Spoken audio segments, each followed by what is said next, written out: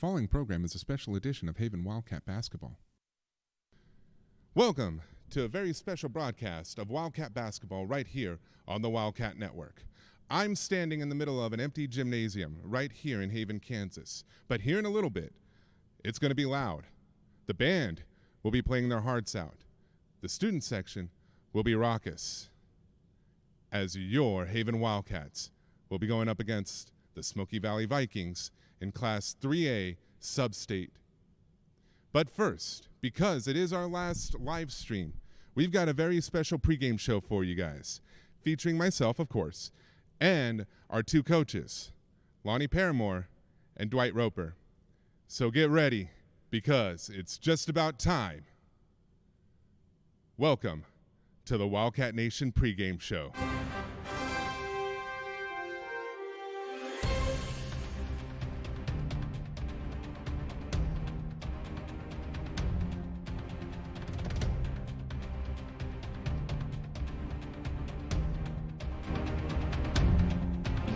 And now, the Wildcat Network and USD 312 proudly present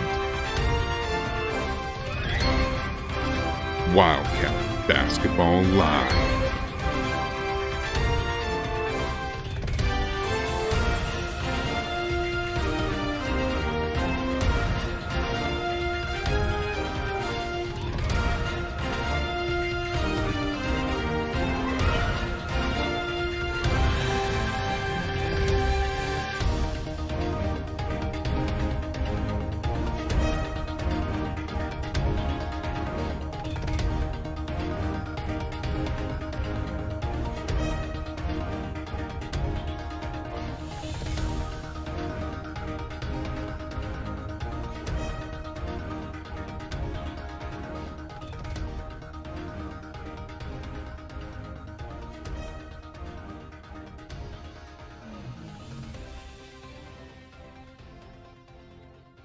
And welcome.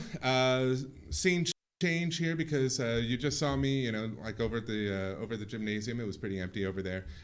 So I'm Paul Clements. As I said before, we're here with our two coaches, Lonnie Paramore and Dwight Roper. So thank you guys very much for joining us today here for the Wildcat Nation pregame show, the first of its kind. We always have something new going on, but yeah, so I wanted to go ahead and thank them for coming in after all the pregame stuff that you guys have to go through. You guys probably have a lot that's going on in your minds right now, just when it comes to like the hours before the games. But I do want to give a reminder to everybody here real quick. On some of the things that has happened this season here, under our coaches here this year, we've seen a lot of great things. I want to give you guys a hearty congratulations on a wonderful season so far. For the guys, you guys won the Kingman Eagle Classic earlier this year, and then the 50th RUP tournament in Hastead.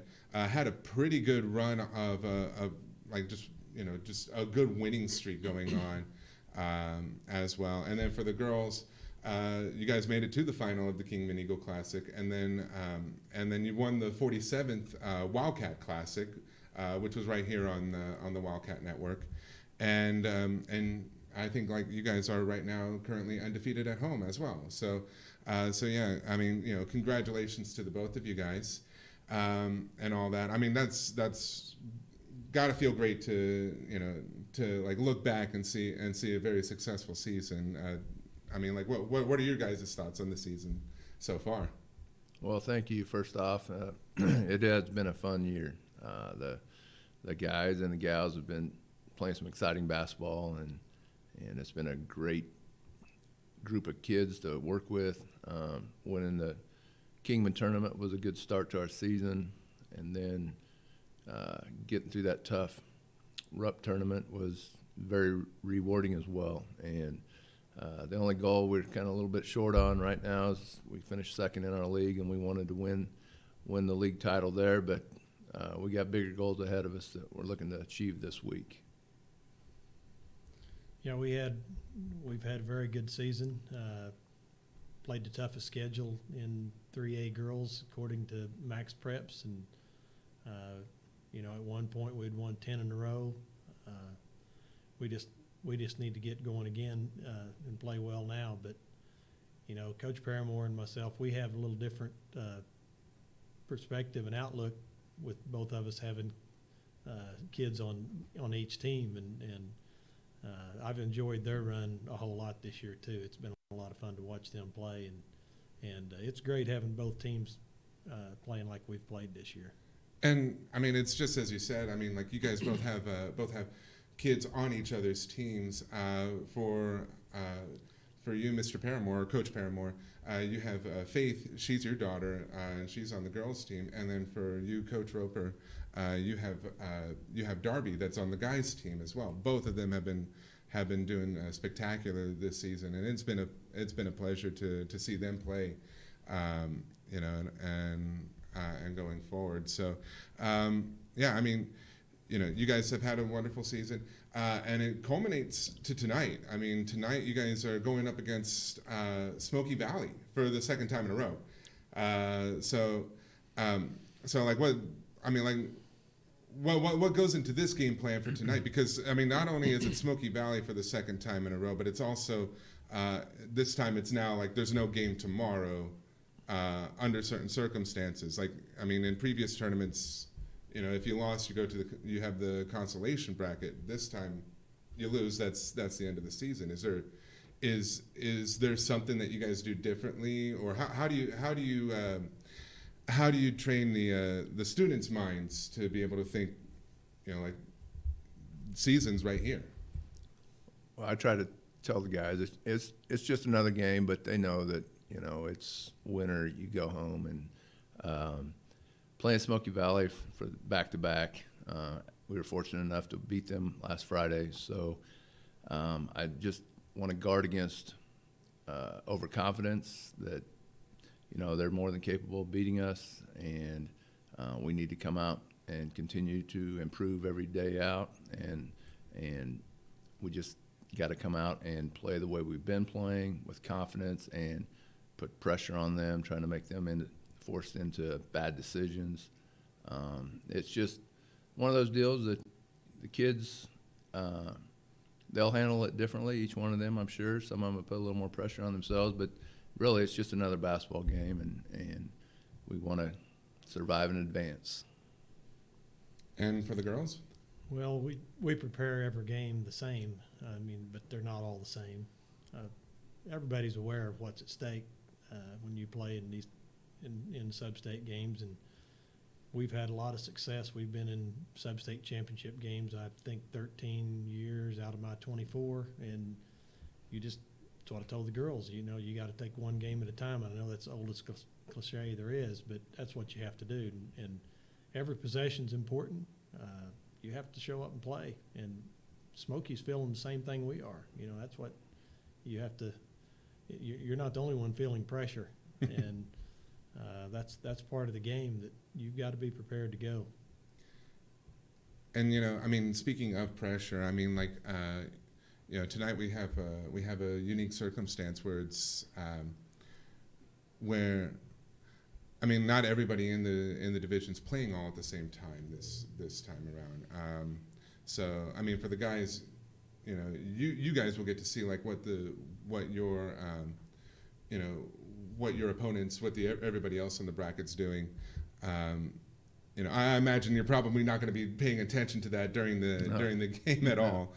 But I mean, like they're going to be playing tonight. All the guys will. For the girls tonight, it's just the Lady Wildcats on the bracket. So you guys have to. So I mean, like there's going to be some fingernail biting probably. Especially like when trying to pick up on tomorrow night's scores as well, right? Well, for the guys, they're all playing tonight. We're the only one in the bracket that is, like you said. The advantage is if we're fortunate enough to get a win tonight, then we get an extra night off, and we also have a chance to to go scout and watch tomorrow's games and see what we need to work on too. So there's pluses and minuses to it. So, so what are the big matchups here without having to give away any without having to give away any kind of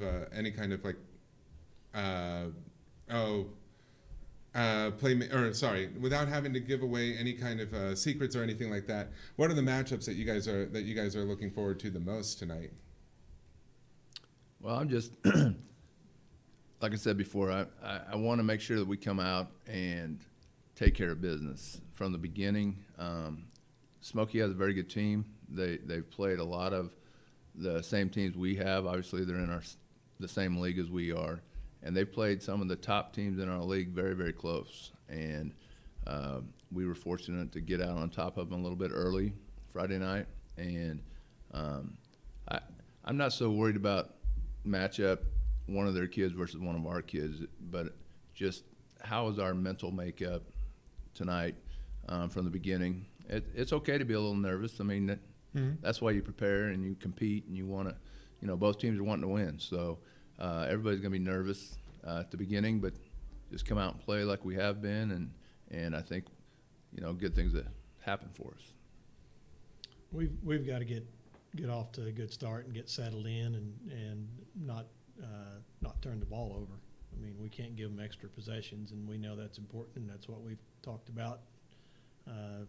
We have to execute what we do, and if we do that, I think we'll be okay. All right. So I think tonight's going to be a very big night, and I know that everybody out there on YouTube land, TV land will be watching and cheering you guys on. I know I'll be cheering you guys on as well. So yeah, I mean, we'll be rooting for you, and hoping that tonight is not the last night for our guys and girls tonight, or for our guys and girls this season.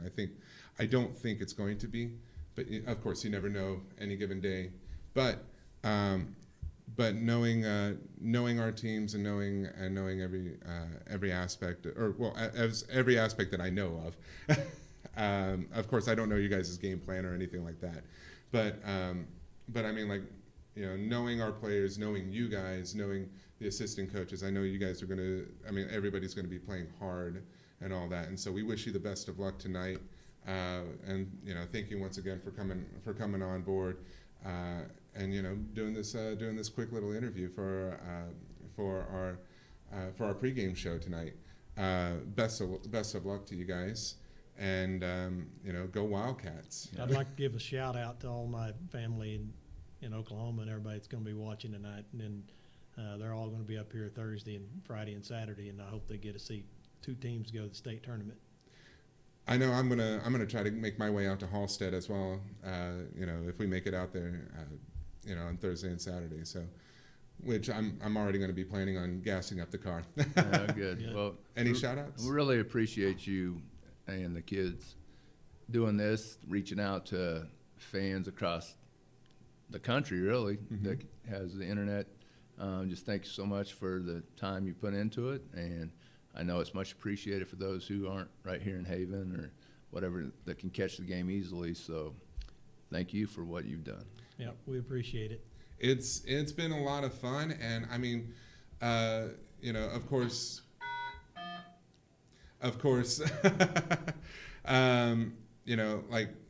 it's one thing to do the live streams, and I thank all our students that have helped us out with that. Shrog, please go to Mrs. Barter's room. Aubrey Shrog to Barter's room. See, that's what you get for when you're recording in the school. Shout out to all the students who have helped out, but I mean also shout out to you guys, for preparing great teams, very entertaining teams to watch this year, and I know that as we go along with the Wildcat Network, it's going to we're going to continue to have great games going on and all that. So this school eats, drinks, breathes, sleeps basketball. And so I think that shows here, and I know that you guys are going to have wonderful, fantastic teams in the future. So Thank you. Thank you. Appreciate it. Thank you guys very much. All right, so we're going to take a quick break, and then I'm going to magically teleport back over to the gymnasium, and we're going to get you guys set up for the first game tonight between the Lady Wildcats and the Lady Vikings. So stay tuned. All right, you're watching the Wildcat Network.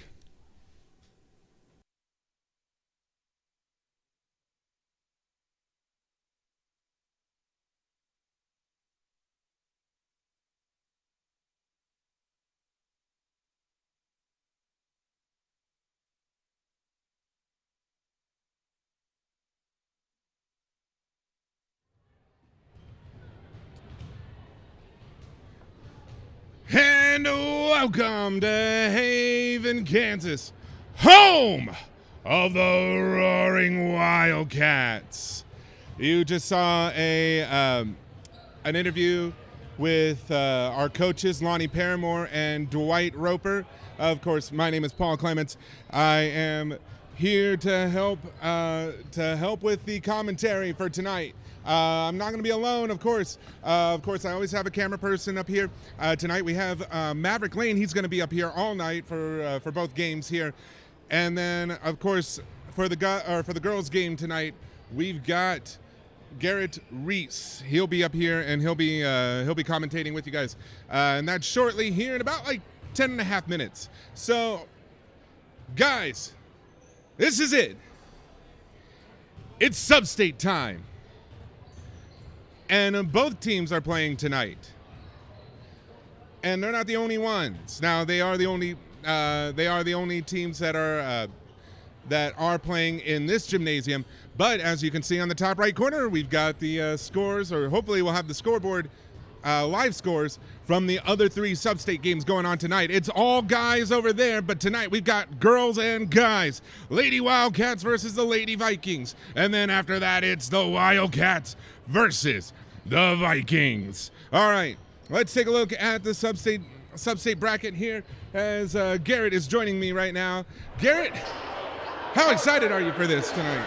I'm super excited. This is going to be so fun. I mean, Sub-State's always it gets more intense because it's win or go home. It is win or go home, and I mean, you guys heard about it during the pregame, during the interview. There is no consolation bracket for this. This is do or die. It's no tomorrow, right? Yep. All right. So right now on the screen for everybody, we have the girls' bracket here for Sub-State. We only have this first round for us. After that, all the games are going to be live streamed by whoever. They're also going to be on the radio, so you'll have to join in on that. But I mean, like, we've got some pretty big matchups, but the only matchup here that's going on tonight is Haven versus Smoky Valley for the girls' side. Now, Hastead will play Larned. Heston will play Council Grove. For those of you who are big rock fans, that is not China Grove. And then also tomorrow will be southeast of Saline going up against the Lions tonight. Now, we'll also show you guys later on the Wildcats, the guys' game. But here's the bracket for them. And all 4 games for the guys tonight are playing. All 4 games of the first round are going on. Some are going to be going on at the same time, others a little bit early. So like I said, up on that top right of your screen, when that comes up, that will show the live scores for the Hastead division right here for Sub-State 3A. Garrett, what are you excited for tonight?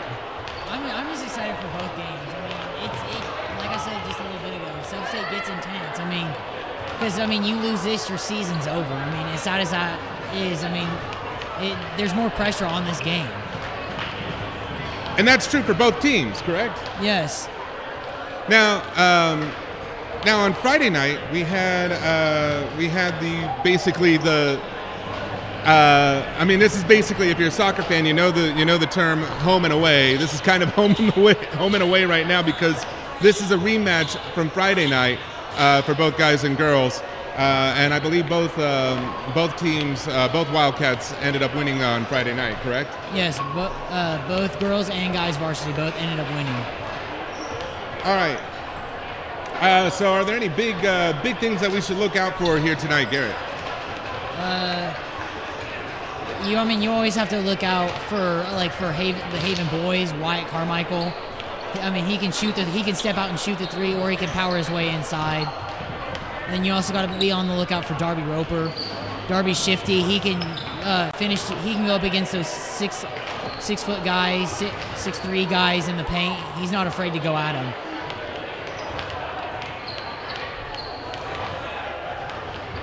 No, he's not. He's not afraid at all.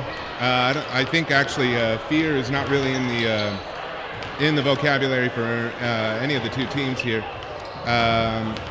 So you're watching right now the Lady Wildcats. They are warming up. We still have a little under 6 minutes left to go here. The band's warming up. And we're about set to warm up too. So, or we are getting warmed up, sorry.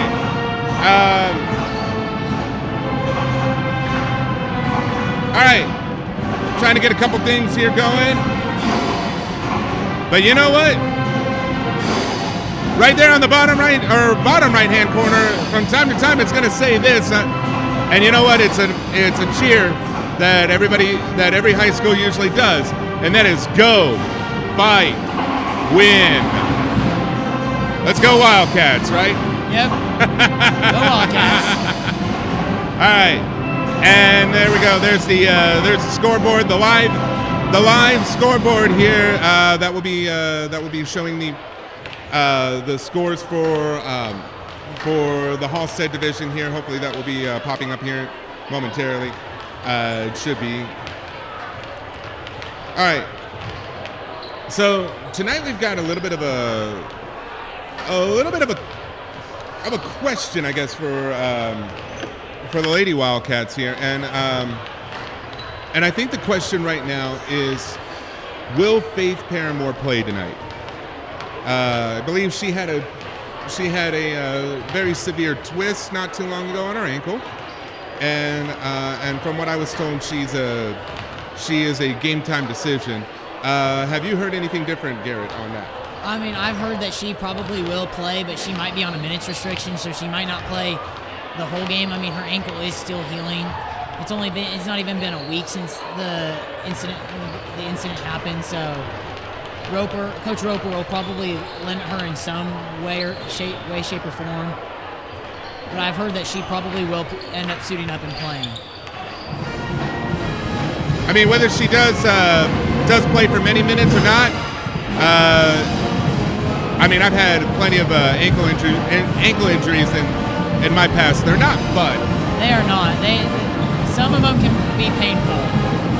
Oh yeah, and especially when you are looking to walk on that painful leg there.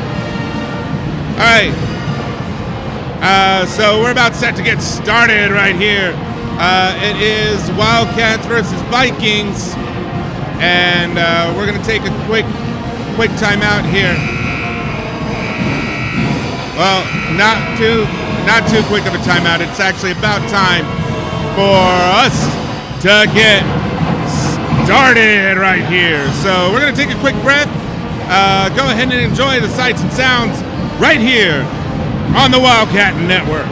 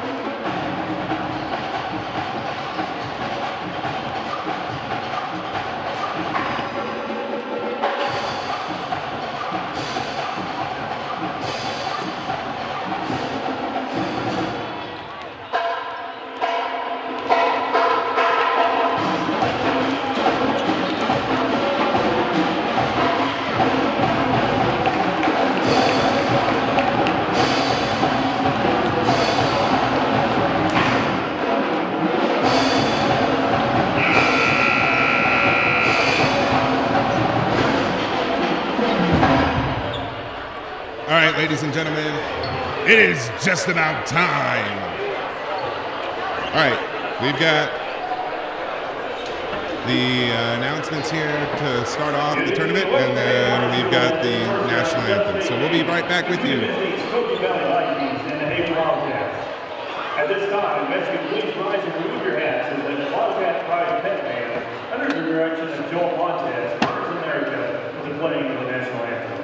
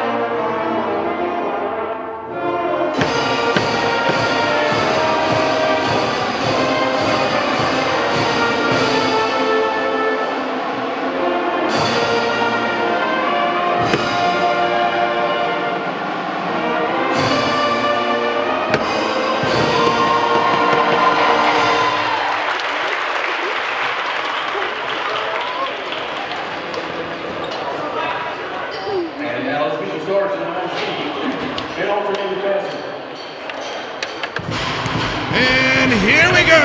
We're about to get started. Here's the starting lineup.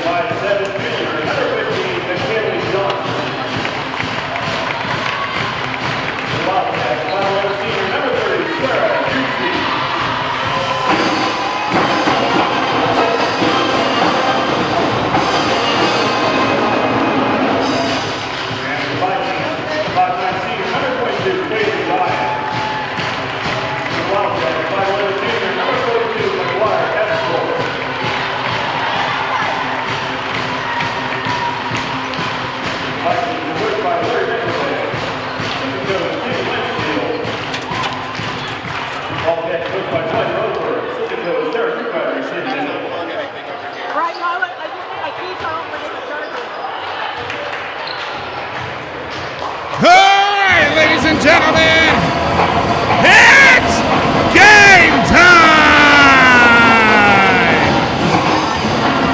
Your Lady Wildcats will go up against the Lady Vikings 2 times in a row. Garrett, are you all ready? Oh, I'm so ready to watch this.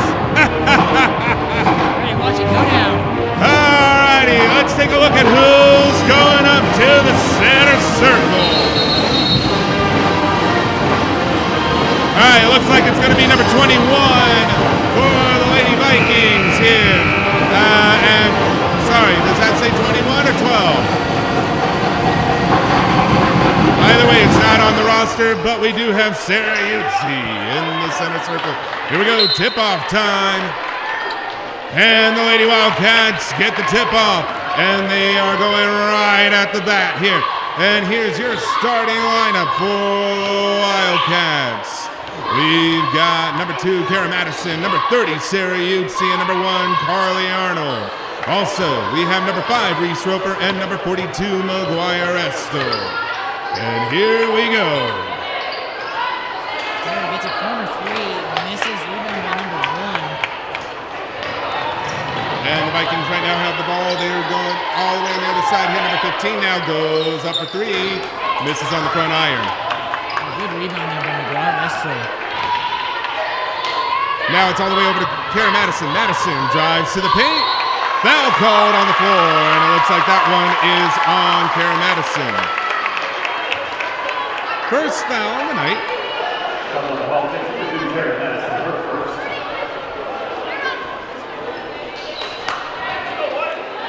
All right.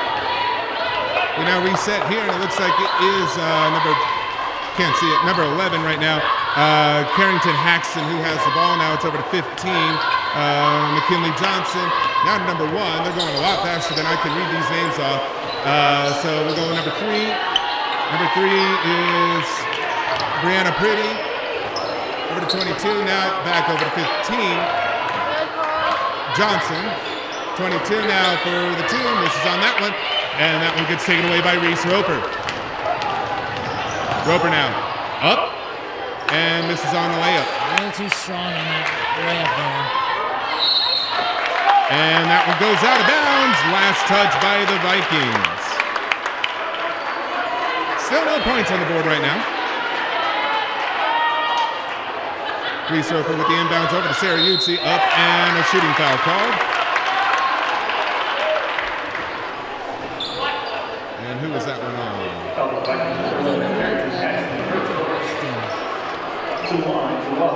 So Sarah Yutzi will go to the line to shoot 2 free throws.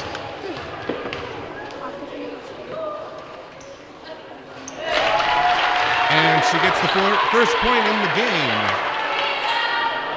That all-important first point.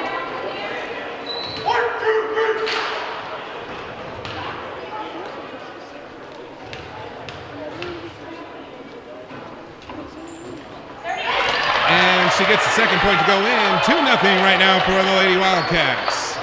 All right, so now we have number 11, Haxton now. She takes it over, and that one does get go out of bounds. Last touch by the Lady Wildcats. Number 15 over to number 11 to 1 to 15. Back over to 11. Now down to number 3 to 22. That is a blocked shot right there. And Kara Madison now comes up with the ball. Sends it all the way over to Carly Arnold. Almost lost it. She does get to keep it. Gives it over to Sarah Yutzi. A little bit of confusion over there, and a foul call. Looks like that foul will be Jackson. That will be her second foul already. Second foul on Haxton. Second foul now on the team, too.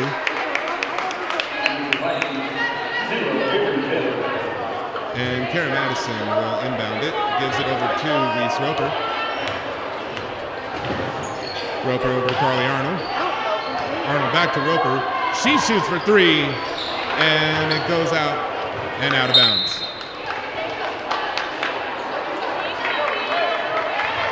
A little bit of a slow start tonight, it looks like.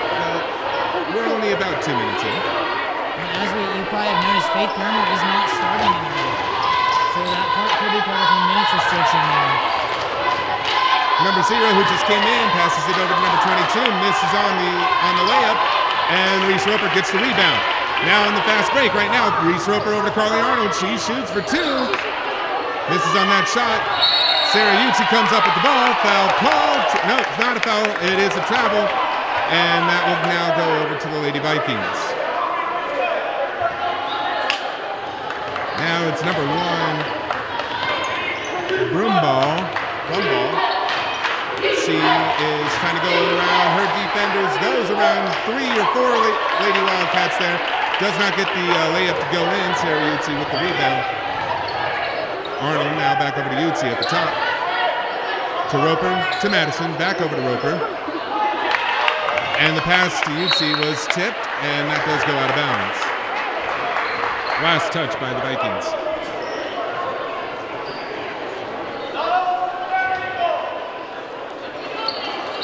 Carly Arnold now gives it over to Karen Madison. Madison now over to Reese Roper. Roper down to Esto. Back over to Madison. To Arnold. And now to Roper. Roper dribbling, trying to find somebody, gives it back. Well, trying to give it back over to Carly Arnold, just a little too high up on that one.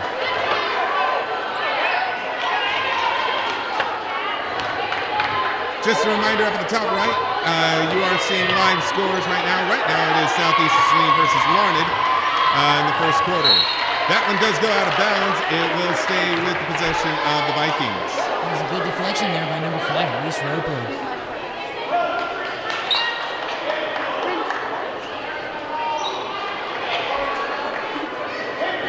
All right, number 15 now. Gives it over to number 0. Trying to drive around, gives it over to number 1. 1 now with the ball. Up to 15, up for 3, misses on the shot, and it is rebounded by Sarah Utsi. Both teams are struggling a little bit here early to find their rhythm. Karen Madison for 3, misses on that shot. But Utsi with the rebound, and now it's back over to Reese Roper, and she will reset the play. Haven's getting those good offensive rebounds. They just need to take advantage of it and start scoring. Carly Arnold trying to drive around, gives it over to Estel. Estel tried for the free throw strike, did not make it. Utsi did not make it on that one either. Last touch by the Vikings.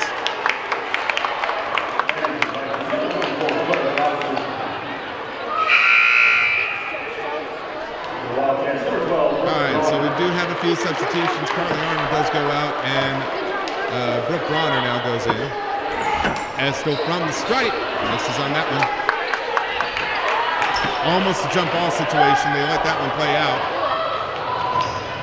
And now number 1 with the ball over to 0. 0 now dribbling, goes up for the layup, gets their first bucket to go in.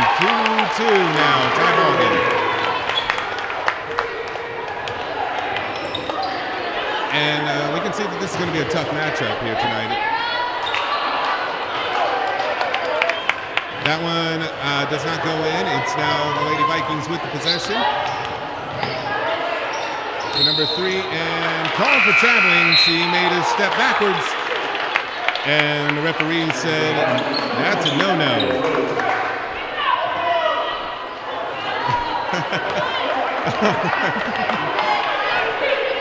I mean, they didn't say it in no specific terms, but all right, Reese Roper now with the ball.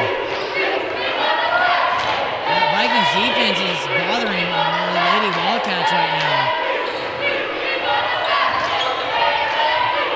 And Madison with the ball, thinks about the 3, passes it over to Utsi instead, goes up, hits the bottom of the backboard, and it goes right into the hands of number 0, Vanderwade. That one's up, misses on that one. I did not catch the number on that one. I believe that was number 1 who shot that from the corner and missed.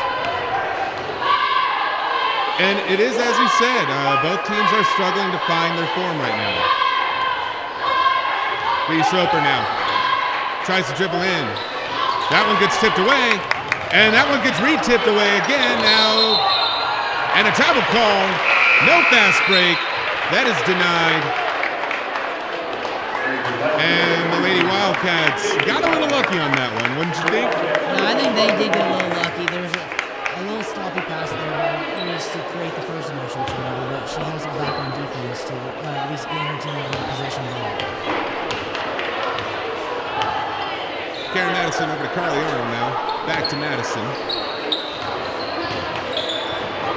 Over to Bronner. Now to Madison. She shoots for 3. And bang! She got it! Maybe that can give the Wildcats the momentum they need. The old ladies have started right now over in the student section. Number 20 over in the corner now. She's being closely defended. That one goes out. I think that was last touch by Sarah Utsi.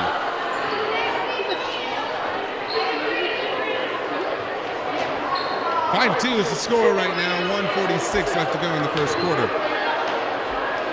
You're watching Sub-State basketball. Number 20 now with the ball. Gives it over to number 24. To number 1, now over to 0, Vanderweg. Over to number 1, Brombaugh.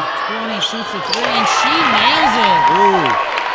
We got another tie game here. And you know, that's what Sub-State does. There is no tomorrow. UT now gets the ball in the paint, gets that one to Good go pass in. there by Kara Madison to find Sarah open on the low post. Brumbow now over to number 20, Abby Rose. Almost stolen away there, foul call.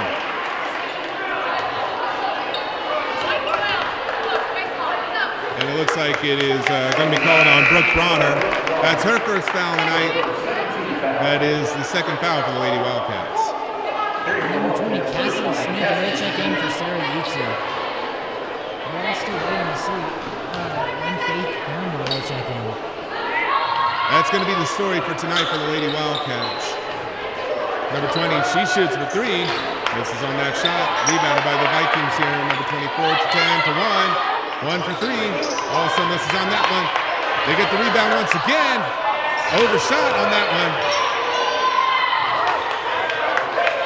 And the Vikings getting a few chances here. Almost stolen away. Back over to 1 to 10. She shoots for three. And that one sails over everybody. Carly Arnold now with the rebound. Quick possession here, 30 seconds left to go in the first quarter. Arnold to Madison. Madison looking, and she will reset. Looks like she wants to get the Wildcats the last shot of the quarter. 15 seconds left to go. Over to Carly Arnold. Back to Madison. And she goes up, misses the shot. Quick three. For three. Oh, And it that's a can't miss. go as the first quarter comes to an end here. It's a low-scoring one tonight, but your Lady Wildcats hold them off in the first quarter, 7-5. I think this one's going to be a nail-biter. What do you think, Garrett? Yeah, just by the first quarter, this one's going to be close. Neither team can find their rhythm right now. This one will definitely be a close one throughout the whole game. And it's just as he said, too, the question is going to be here as the game progresses, when is Faith Paramore going to come in? Is she going to come in, for limited minutes? Is she going to come in towards the end? That's going to be the question. Yeah, I mean, Coach Roper doesn't want to aggravate that ankle injury. We don't want to make the injury worse.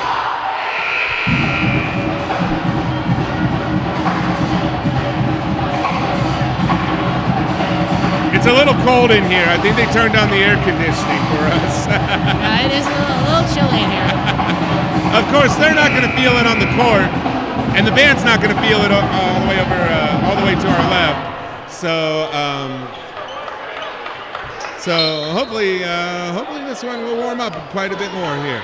All right, second quarter now underway, and the Vikings have the ball, and that one goes out of bounds. They say it was last touched by the Wildcats.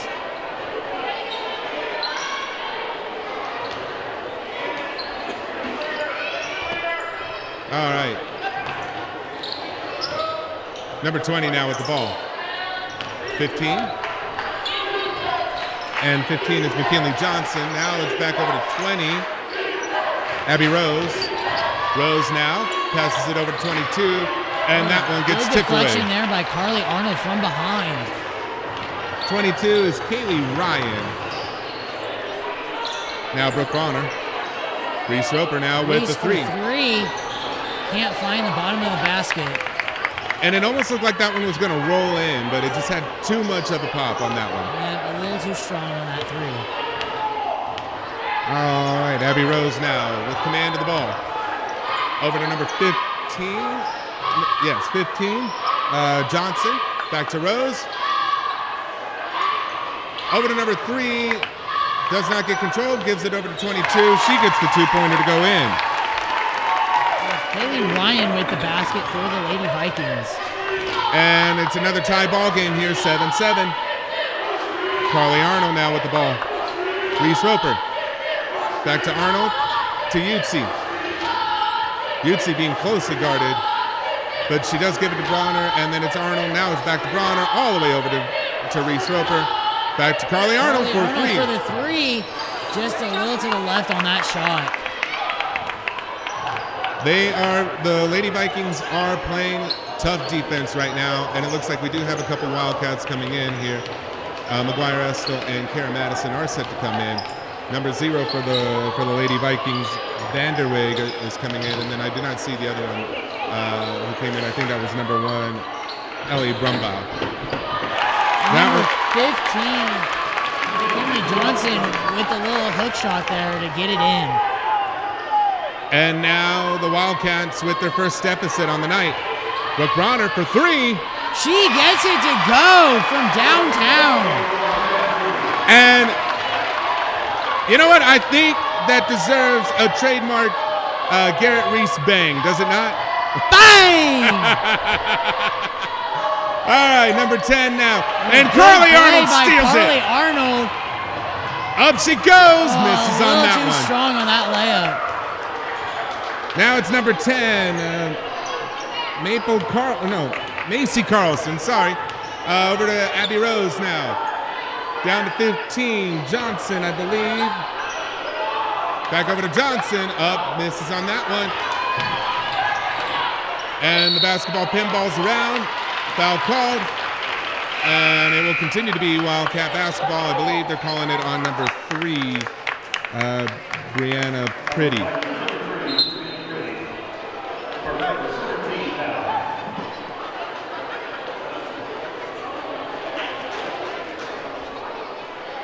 Substitutes came in. And now to reset the court here, we've got Karen Madison, Reese Roper, McGuire Estel, Brooke Bronner, and Sarah Utzi. Bronner now with the ball. Gives it over to Estel. She shoots. Gets she that one to got go it in. from the free throw line. 12-9 right now. Vanderweg now with the ball. Over to 15, Johnson for 3. Misses on the front iron. But the Vikings pick up the rebound. They do not get the second chance to go in.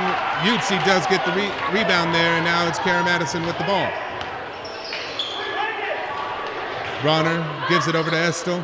Back over to Madison for 3. Ooh, and almost got in on that one. Rimmed out. All right, Vanderweg with ball. Now it's 15, over to 3, Pretty. Back to Vanderweg. She holds on. To 15, Johnson. Can't see the number. I think that was Pretty on that one. That was a miss. And McGuire Estel with the rebound. And the Wildcats now going quickly. Kara Madison now with the ball. 3:40 left to go in the half.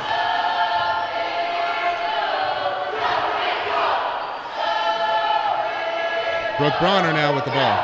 Sends it over to Madison. Down low, does not find McGuire Estel. The ball does ping pong around everybody. And the Lady Vikings now with Brumball. They have the ball. She sends it over to Johnson. And that's over to Vanderweg. Back to Johnson. Brumball now. And foul call. And I believe that's a foul called on the Lady Wildcats. It will go on number 5, Reese Roper, her first foul of the game. There we go. Third foul for the Lady Wildcats. Both teams are sitting on 3 fouls. Just a reminder, once they get to 7 fouls, the team that's opposite will have the bonus. Reese Roper now with the rebound. She drives in, gives it over, tries to give it over to Utsi, but does not connect. Now the Vikings now with the fast break foul called. Looks like that foul will go on number 2, Kara Madison. And that's what you would call a necessary foul right now, right? I mean, like they were on a fast break. Yeah, it was. Haven did not have the numbers to defend on defense, so I think that was a good foul there. Did not give up the 2 easy points. Number 11 now with the ball. That is Haxton. Then to 24. 24 shoots from the free throw stripe. Misses on that one. Carly Arnold now with the ball. Being guarded closely by her compatriot, number 1 there, but now she lets off. Brooke Bronner, Sarah Utzi, up and nope, not on that one for Utzi. She tried to get the ball back on that one, but that one was a no-go. Number 11 now, Carlson, and foul call.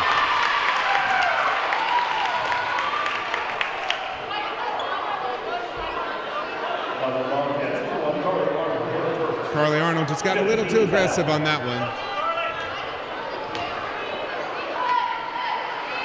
Brumball will now pass the ball for the inbound. She gives it over to number 11. Carlson now over to Vanderweg. Back to Brumball. She goes in, gives it to 24, up for the layup. Shooting foul called. Looks like it will go on number 42, McGuire Estor. Haven right now in quick succession on getting fouls.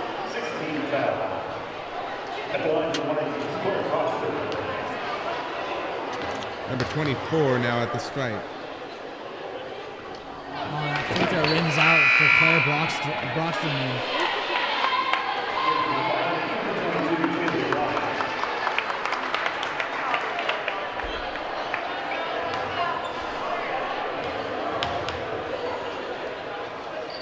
And her second shot is a make. 2-point ball game right now. 2 minutes left.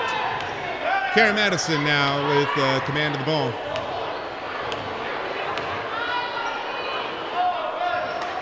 Now it's McGuire Estel. Over to Madison. Madison now to Bronner. Back to Madison.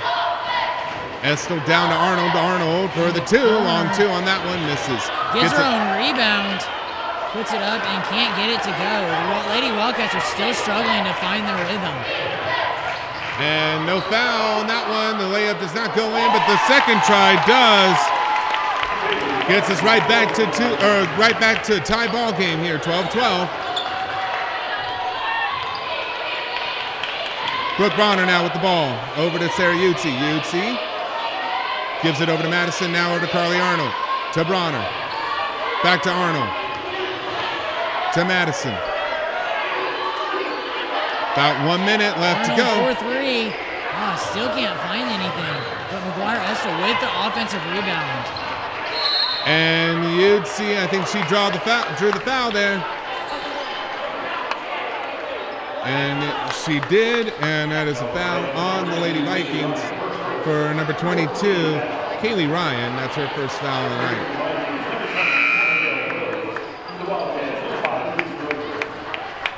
Roper now comes in for Karen Madison. 1 minute left to go, or just under 1 minute left to go. And good inbound play there. Utsi gets that one to go in. It's a 2-point ball game right now. Vanderweg all the way down to Brumball for 3. Misses on that shot. And a bit of struggle, but they did get the rebound. The Lady Vikings did. Now Brumball with the 2. Gets that one to go in. Haven's got to start boxing out on defense. They've got to go grab those defensive rebounds. And Coach Roper was shouting orders over to Reese Roper. I think he's changing up game plan, but that didn't work out that time, though. 2-on-1 situation, poked away by Carly Arnold. And the Vikings still get the ball. 7 seconds left to go. You got to think that they're going to try to hold on for the last shot. Up, miss. No good there on that last shot for the Vikings. And we end the first half the way we started the game. Tie ball game. Nothing separating the two teams here. Garrett, what are some of your thoughts on that first half of the Wildcats? It was a little. They had too many turnovers. I think they couldn't find their rhythm. They had they were struggling getting shots to go. I think that does have to do a little bit with the absence of Faith Paramore. I mean, she brings so much energy to that team. it's got to be tough to be missing one of your star players. And I mean, if you're Faith, you've got to be feeling the pressure too, even on the bench. There's nothing you can do, but you want to be out there though. Yeah, we all know she wants to be out there helping her team get to the next round of Sub-State and be able to play Friday. It's a tough one, and I mean that's how it's showing for the first half right now. It's Kansas State High School Activities Association Sub-State for Class 3A. It's the Hastead division. Your Lady Wildcats, they're tied right now with the Lady Vikings. We're gonna take a quick break. We'll be right back. You're watching the Wildcat Network.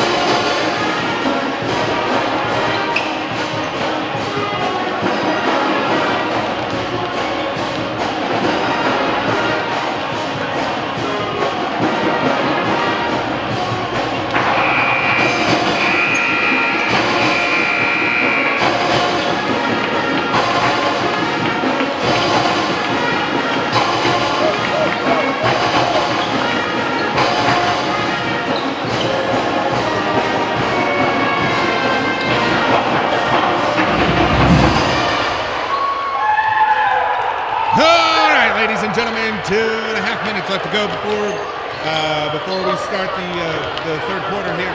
I just want to give you guys a couple things to note here. Once again, just a quick shout out to all the people that are helping out tonight here for us. We do have Maverick Lane behind the camera. I'll have him come out here and do a couple shout outs here in between games if he's feeling up to it. We also have Garrett. He's Garrett Reese. He's also our color commentator for tonight. Right now he is with the band, and he's making his way over here. So we'll have him up here in just a moment. Just a quick reminder here, guys. This is KSHSAA Sub-State basketball for Class 3A Hastead Division. You're watching this on the Wildcat Network. Remember that we are promoting good sportsmanship. We are promoting good play. So fair play to all. And yeah, Kansas State High School Activities Association. They are allowing us to be able to broadcast this game tonight for you guys. All sub-state games are going to be under their supervision, and all state games will be under their banner as well. So just wanted to give a quick shout out with them. So thank you to those guys over at KSHSAA for doing that, for allowing us to be able to get this out to you guys tonight. Garrett, we're about set to start this third quarter. For the Lady Wildcats, they started off a little slow tonight. It's 14-14. Well, what do you think they need tonight, or for this second half, to be able to see Friday night, to be able to see the second half? First of all, they need to focus on making their shots. They didn't make a whole lot of shots in the first half. They need to limit their turnovers too. They had a little too many turnovers in the first half. It's a tough one tonight, guys. And, it's going to be forever close, basically. So as of right now, from what we're looking at, for the guys here on the bracket here, because we do have all the guys' games going on, Southeast of Saline right now is trailing Larned. Larned is winning 40-21. And they're at halftime right now. We're just getting out of halftime right now. Here we go. We're getting started right now. Carly Arnold gives it over to Reese Roper. And here's your five for the Wildcats. It's Reese Roper, Kara Madison, Carly Arnold, McGuire Estel, and Sarah Utsi, as Arnold does not get that one to get the first try to go in, but Utsi does get hers to go in. 16-14 right now for the Wildcats. And then for the Lady Vikings, we have number 11, Carrington Haxton. We're still trying to get names down here. Pretty with number 3 here. She goes up, misses on that try. So we have Haxton, Pretty. Let's see, is Vanderweg out there? Nope. Brumball. Sarah Utsi now goes up, misses on the second try. That one does go out of bounds. Let's see, to continue off with the 5 here, Kaylee Ryan, also for the Lady Vikings, and McKinley Johnson as well. I think I got all 5 there. All right. Number 11 now. Gives it over to Brumball. Now over to Johnson. To number 11, Haxton. Haxton to Pretty. Back over to Brumball. She's got the open 3. Misses on the front iron there. Foul called, and it will go to the Wildcats. Foul on the Vikings. Number 3, Brianna Pretty had an open layup there, but she passed it out to the wing. And it is Haxton with the foul there. It is her third. So she heads to the bench with her third foul. Kara Madison now with the ball. Gives it over to Carly Arnold. Tipped away by Pretty, and it will remain as the Wildcats basketball.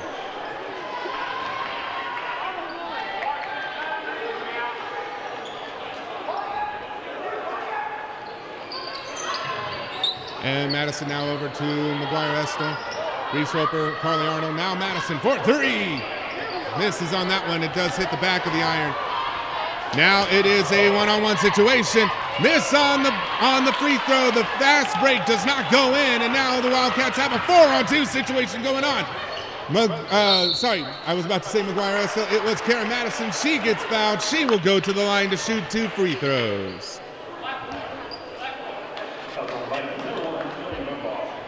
It will go on number 1, Ellie Brumball for the Vikings. And that is their second in this half.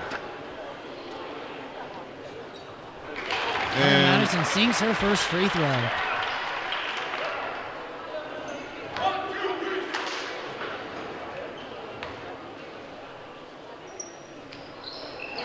And she goes 2 for 2 at the stripe there.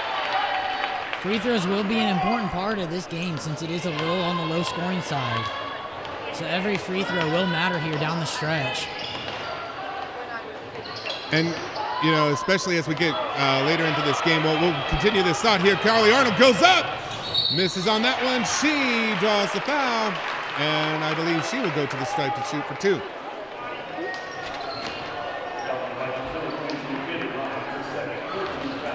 And foul going number 22, Kaylee Ryan, her second. And that is the Vikings' third on the half. Arnold gets the first of 2 to go in. And timeout is called.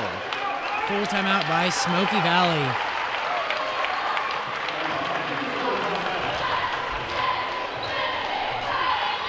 Yeah, it's as you say. It's as you said. Free throws are going to be a factor here tonight.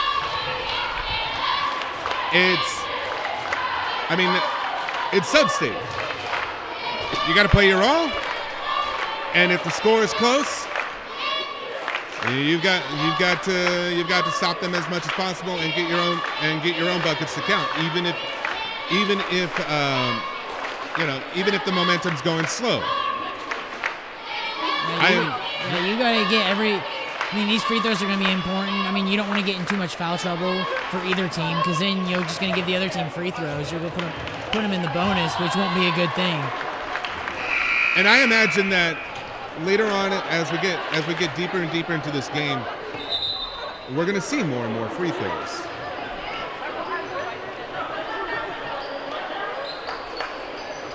But yes, you are right. You do not want to get into foul trouble, especially for playoff time. Carly Arnold now will shoot her second of 2 free throws.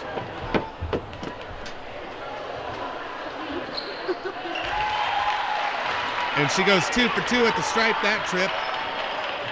And now the Wildcats with the 6-point lead. 2-possession ball game, 20-14. Brumball now with the ball. Sends it over to Pretty. Over to number 22. That one goes up. And a foul called on the Lady Vikings.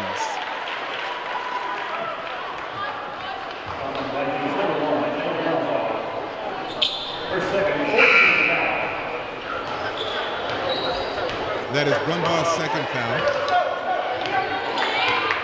And we can already sense right now that the Vikings are getting really, really close to that foul trouble that we were talking about.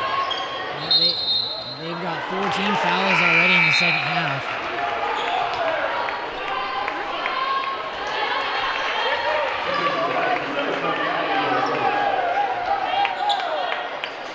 All right, now Johnson now with the ball gives it over to Vanderway.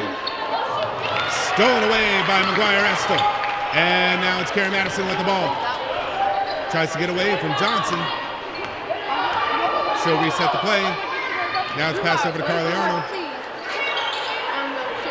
Arnold now over Reese Roper.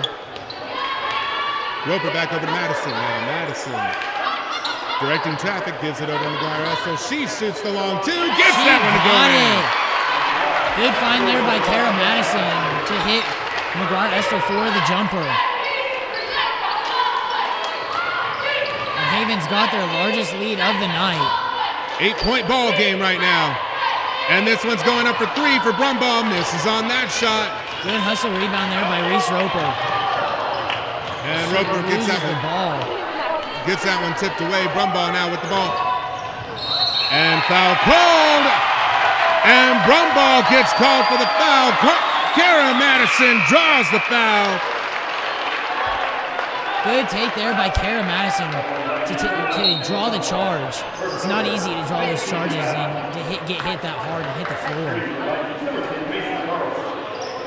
And Brumbaugh now goes out. That's her third foul. I believe she goes out. Yes. She is now sitting on the bench here. And because that was her third foul. Kara Madison now with the ball. Over to Carly Arnold.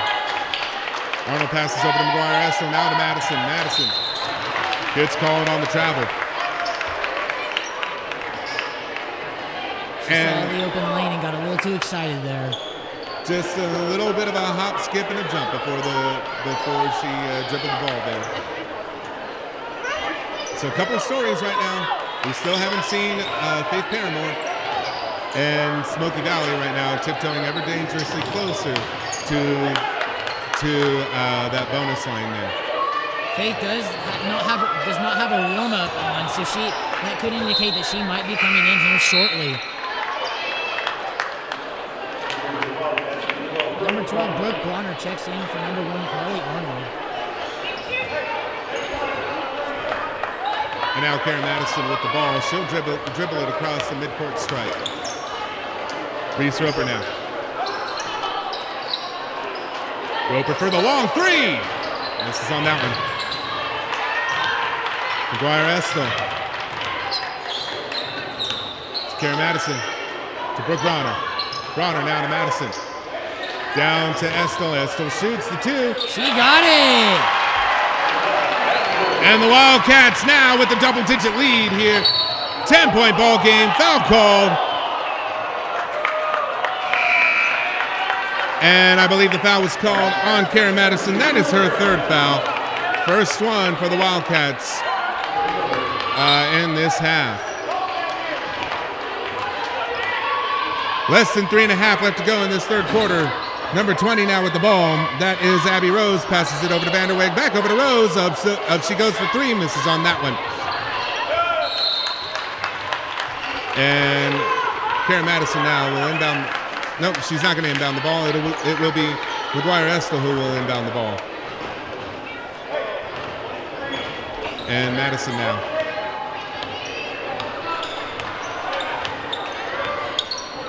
Gives it over to Reese Roper. Roper. Back over to Madison. Back to Roper. Back to Madison. Back and forth they go. And a travel called on Reese Roper. Carly Arnold goes in now as the Wildcats, or the Lady Wildcats, are looking at their largest lead so far. 10-point ball game. 3 minutes left to go in this third quarter. You've got, as the Lady Wildcats, you've got to be pretty happy right now that you have this much of a gap for right now. Yeah, I think Roper. I mean, they're still not hitting all their shots, but they've started to kind of find a little bit of a flow to get this 10-point lead. Rose now with the ball. Carly Arnold playing close defense. Passes it now over to number 3, Pretty. Now it's over to not Vanderweg. Now it's Vanderweg. She shoots up the three-pointer. Misses on the front of the iron. Quick play right now. Carly Arnold. Up she goes.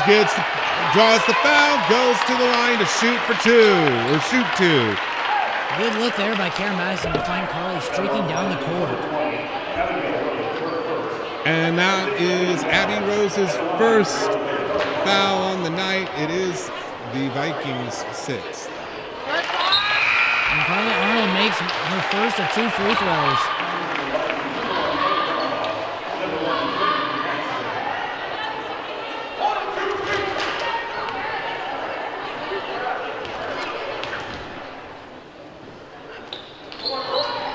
And she misses on that one, but now it's Sarah Yutzi who got the rebound. Arnold now, over to Madison. 2:15 left to go in the third quarter. McGuire Estel, back to Brooke Bronner. She goes for 3. She hits it! Bang! I believe that's Brooke Bronner's second three of the game.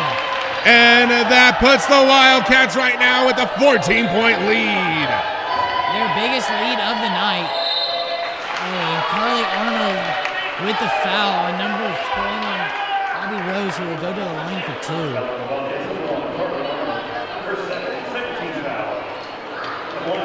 Abby Rose now at the strike. Karen Madison going over to talk to Coach Roper.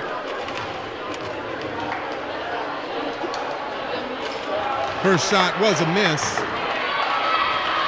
If you're Smoky Valley, you have to make these free throws because you haven't been finding an offensive rhythm, and these free throws could help you get that rhythm. She misses on 2 free throws there, and McGuire Estel now with the ball. It's just as you said. You've got to be able to make these free throws, especially right now with the number of fouls. Haven's only committed 2 fouls in this half. The Vikings have 6 fouls. Karen Madison now.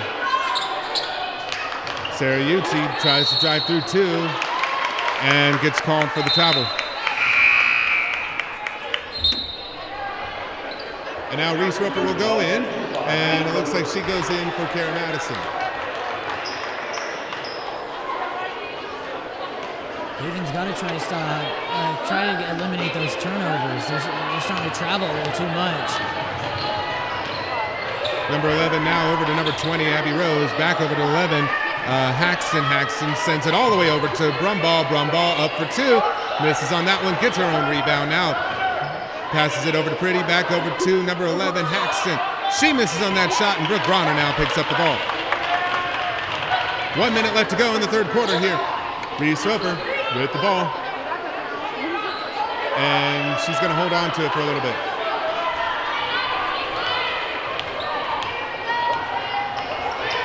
Trying to milk the clock for all it's worth right now.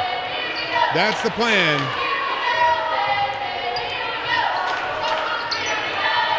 Roper being guarded now by number 1. Now it's Carly Arnold. She's being double teamed at this moment. Brooke Bronner now with the ball, goes for the 2. Misses on that shot. Used up almost half the time that was available to them there. I mean, that's impressive. Brumball now. And she draws the foul. Stops the clock, 14.2 seconds left to go in the third quarter. Foul went on number 1, Carly Arnold. That is her third foul of the game. Now, would you put her back on the bench, or would you let her see out the rest of this quarter? I would let her see out the rest of this quarter. I mean, I don't know if she'll get a 4th foul. Rose misses on the 3-point attempt. Carly Arnold for the buzzer beater. Bang! She hits the buzzer beater! And what was that? From way downtown! An impressive shot there by number 1, Carly Arnold, to end the third quarter with a bang. You say from way downtown, that was all the way from Old Town. And the Wildcats finish off the third quarter on a buzzer beater 3-pointer by Carly Arnold, 31-14. Woo! We're going to take a quick break here, and we'll get you guys set for this fourth quarter. 31-14, your Lady Wildcats lead it here at the Sub-State, or at KSHSAA Class 3A Sub-State. We'll be right back.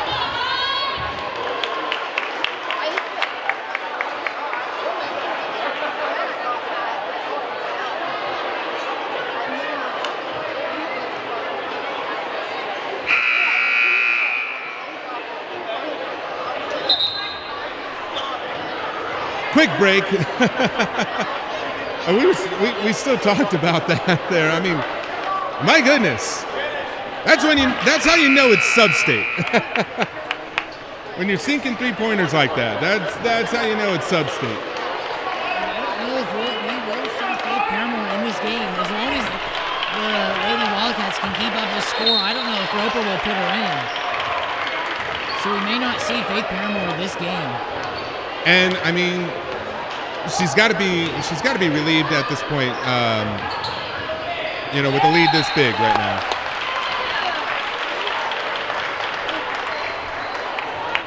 I mean, this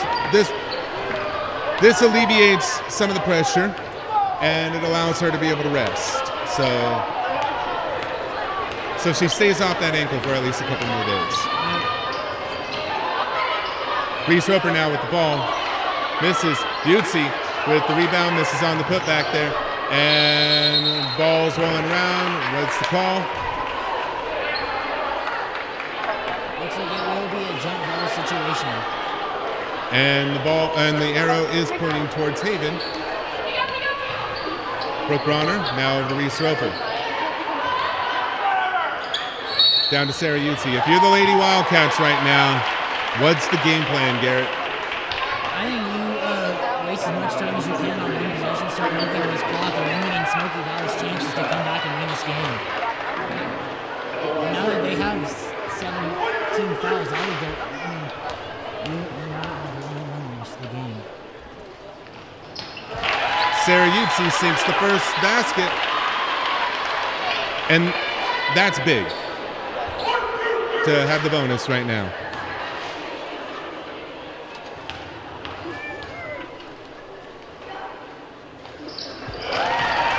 Two for two at the stripe for Sarah Yutzi. Time is not on the Lady Vikings side right now. No, it is not. They've got to start finding their rhythm and start scoring quickly. And Brumbaugh misses on the three, a little short, but confusion set in there, and now they get the ball back. Pretty now, looking, goes back to Brumbaugh. She gets the open three to go up. Misses on that one. It's number 11, Haxton, that gets the putback. No one there to grab that rebound for Haven. They've got to be able to find someone and box them out. Reese Roper drives to the paint, gives it over to Carly Arnold. Up and miss on that one. Arnold with the rebound once again, goes up and misses on that one, and Abby Rose now with the rebound. Vikings trailing this one right now. Brumbaugh. 4-3, and she hits it from the corner. And I think right now their game plan is to find the perimeter and shoot from there. I mean, it could come back to bite them just trying to take threes all the time, because you're not going to hit every three you shoot. And that one was last touched by number 22, Kaylee Ryan. Will be Wildcat basketball there. Sarah Madison checks back in the game for number 1 bullet only. And Madison now directing traffic here with Bronner. That one gets blocked, but she gets it back. Kara Madison now, once again.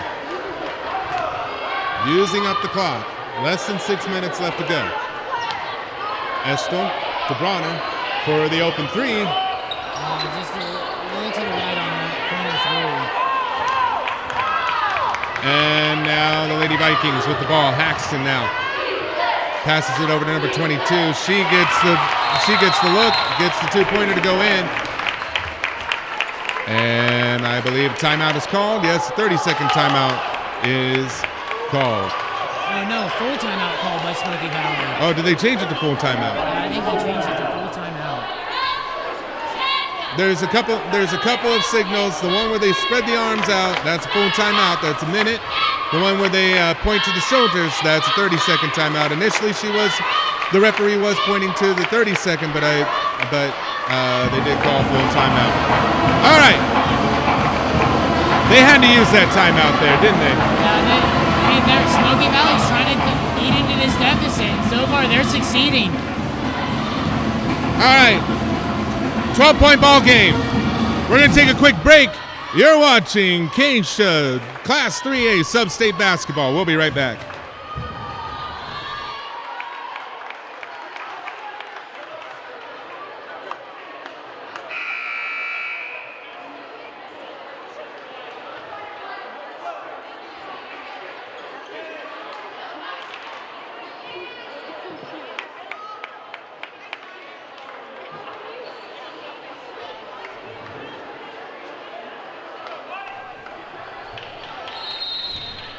All right, we're back from the timeout.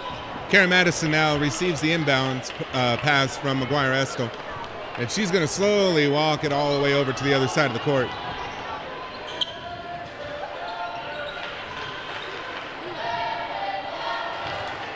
All right, Karen Madison now with the ball.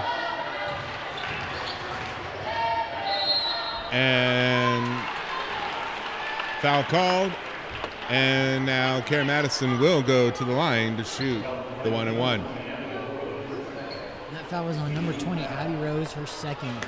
Smoky Valley's 8th team foul.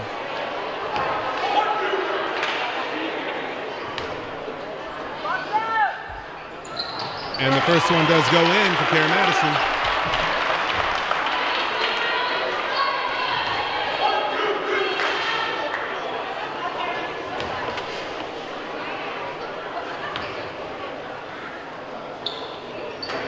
Second one misses. And Number 20, Abby Rose with that rebound.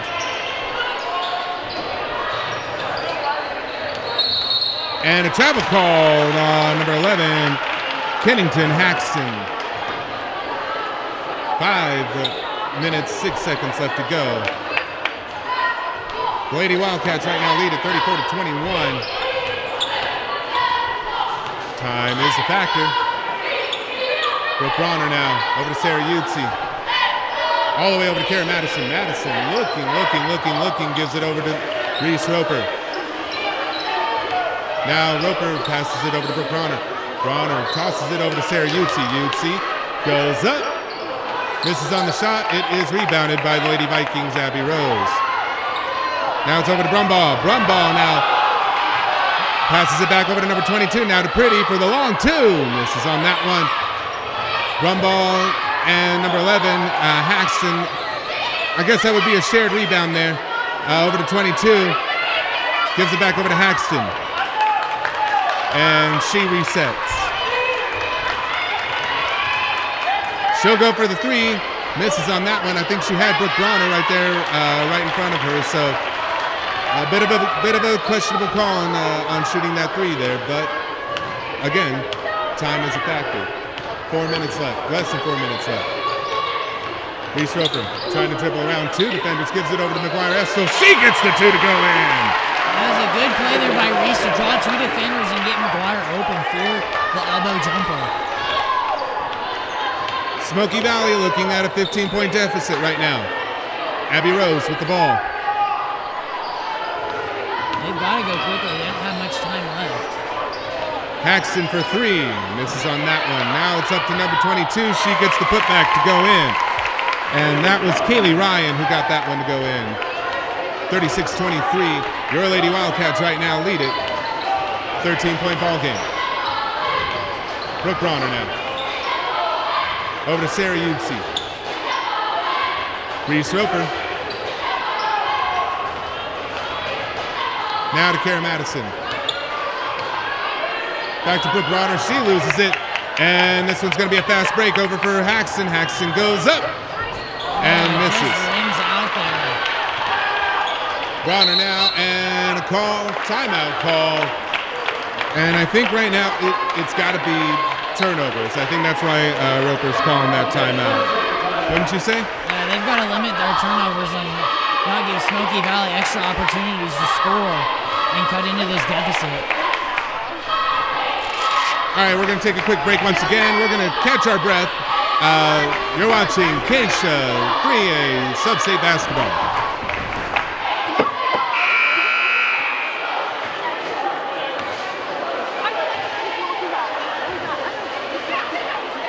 As I said that, the buzzer rang.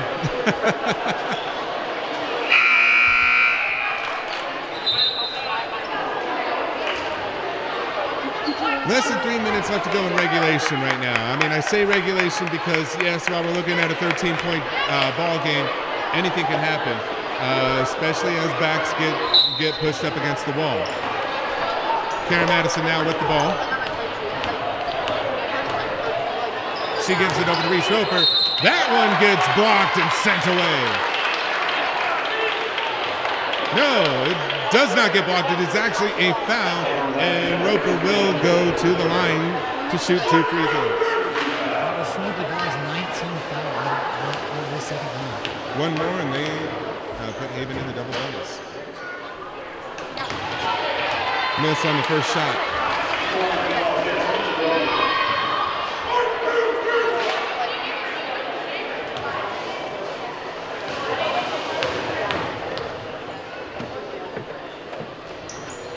Second shot does go in for Reese Roper. 37-23 right now. Brumball directing traffic. Gives it over to Vanderweg. Now back to Brumball. She shoots a three. And a little bit too much on that one. And the ball will bounce out of bounds and go to Haven. Little too much pepper on that one.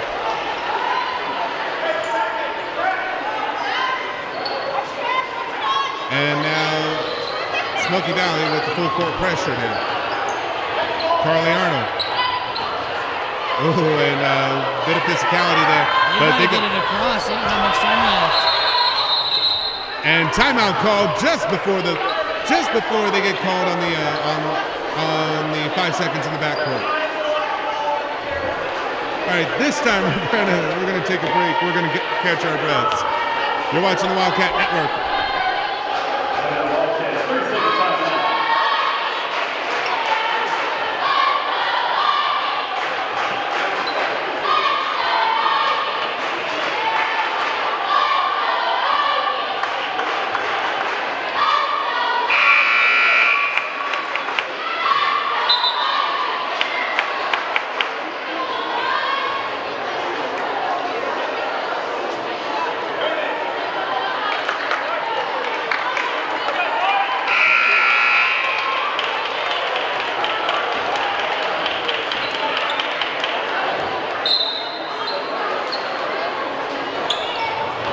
All right, we're back. And Kara Madison now with the ball. Gives it over to McGuire Estel. Back over to Madison. Now they are on the offensive side here. Reese Roper now with the ball. Gives it over to Sarah Yutzi. Back to Madison. Haven's trying to waste as much time as possible off that call. And Carly Arnold now back over to Madison.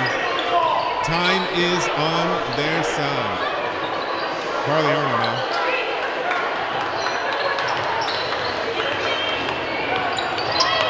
No hurry to go for the shot there. Reese Roper and foul call. Looks like it will be on number 1. Vanderweg.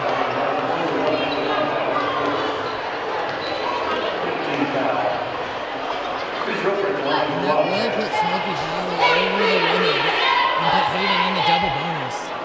Guaranteed 2 shots every single foul. And the first one is a miss. Smoky Valley now trading away 3 players. Vanderweg is out, so is Pretty, and also Johnson.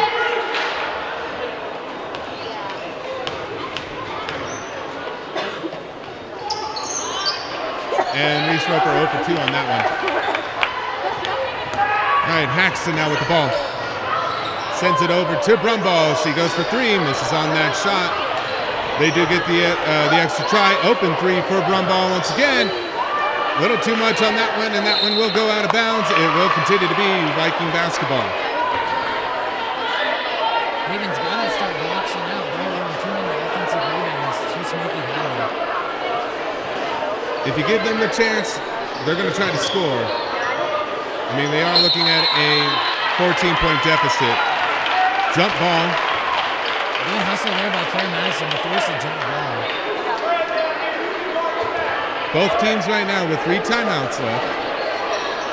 1:16 left to go in regulation. 22 now looking around. Sends it over to number 24. She sends it up. Oh no, I believe that was number 11 who sent that one up. Harrington Paxton with the 3 there. And the Smoky Valley coach quickly calls a timeout. 30 seconds in length. And what was it?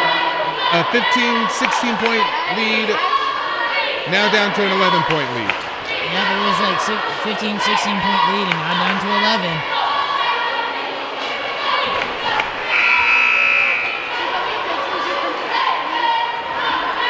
It's getting close.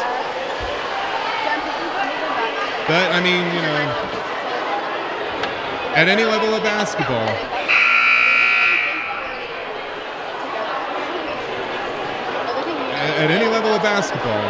when you're playing in tournament play, you've got to expect every single game to be tough. And this one is tough. This one's going to be tough. There is no easy path to that championship. McGuire sends that one all the way. And that one goes out of bounds. Last touch by the Vikings.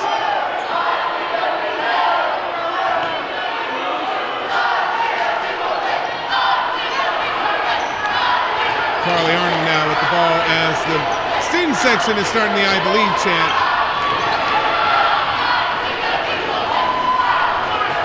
Arnold now over to Karen Madison. Less than a minute, less than 50 seconds. Now it's 45 seconds here. Reese Roper now with the ball. She's going to hold on to it. That's going to be the game plan right now for for Roper's Lady Wildcats. Hold on to the ball. Let them foul. Do not score the ball unless they send you to the stripe.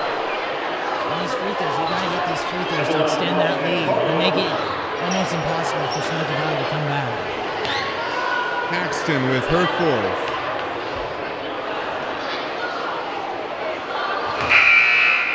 First one does not go in.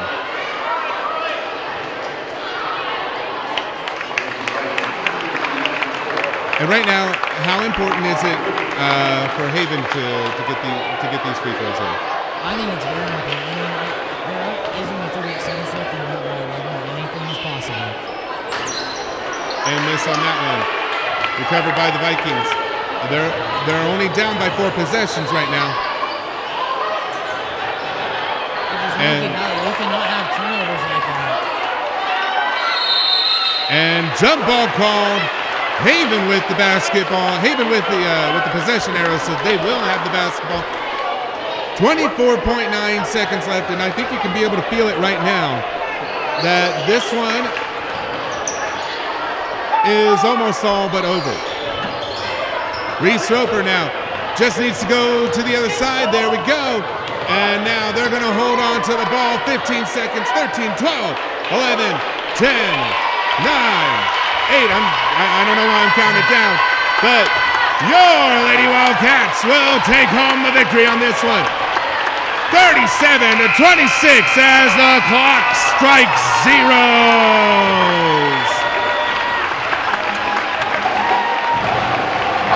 It was a little dicey at the beginning, but the Wildcats, the Lady Wildcats, they were able to pull that one out. And they've now punched their ticket to Hastead to go to the second round. Who they'll be playing against, we won't know until tomorrow. Garrett, what'd you think of that one? It wasn't as impressive of a game as you would have expected from Haven, but they still got it done.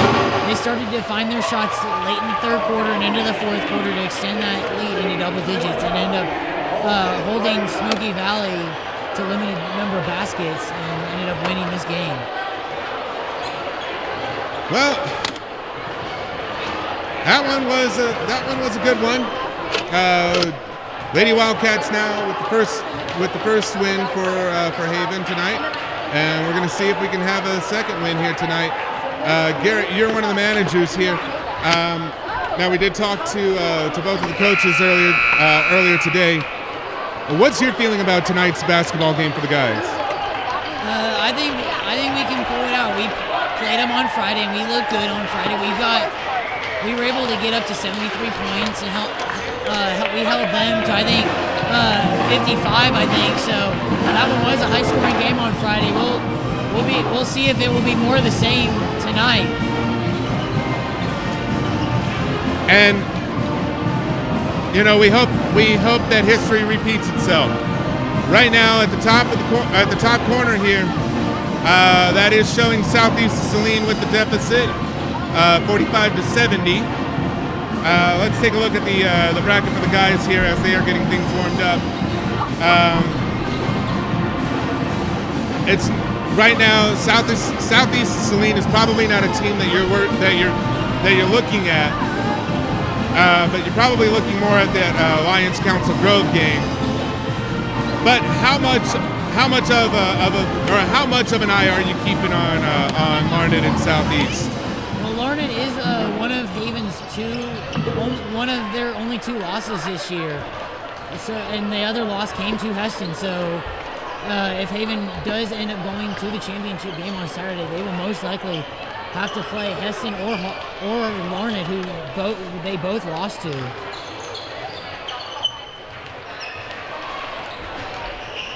All right, so we're gonna get set and ready here. We've got about like 13 and a half minutes here.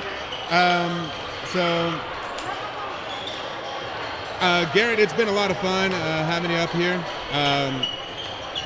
I know that you're probably going to be called down for managing the guys' game. So, on behalf of everybody here at the Wildcat Network, I want to extend a hearty thank you to you, and also a big good luck tonight as well. We hope that you guys could be able to pull out with the win here, so that way Wildcat Nation can have at least a couple more games, and before state. So yep, hopefully before state.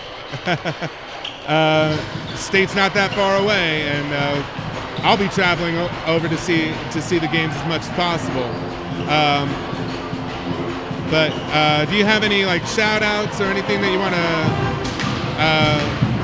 to say? Shout out to the girls for being able to pull it through tonight, pull it out tonight. Shout out to the band for coming out tonight and supporting the teams. Shout out to you for letting me come up here and do this. It's been fun. And it's been a lot of fun, and for future basketball games, I know you're a senior, but whenever you want to come back, you are more than welcome to come back. We'll be happy to have you. I'll try to come back as much as possible. It's fun coming up here and doing this. Oh yeah. We're fans up here, guys. We are fans. We are Wildcats. We've got a couple more games, or we've got one more game left to go here. So we'll go ahead and take a step back. We'll give it to the band. Enjoy the sights and sounds right here at the Haven High School Gymnasium, aka Wildcat Arena. You're watching KSHSAA Class 3A Sub-State. It's the Hastead Division. We'll be right back.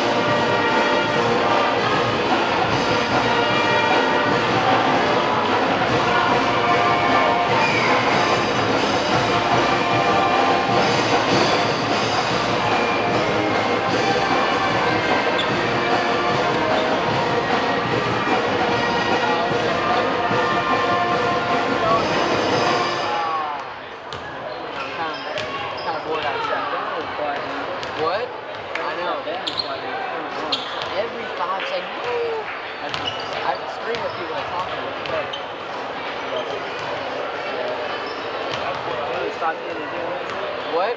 Stop getting doing this. Yeah. Clemens just has like the ultimate skill of like guilting people, and it's amazing. It's an amazing skill. But you know, I thought I might as well do it anyway. Just because he just lets me do it like they have in those classes. So I'm like, alright.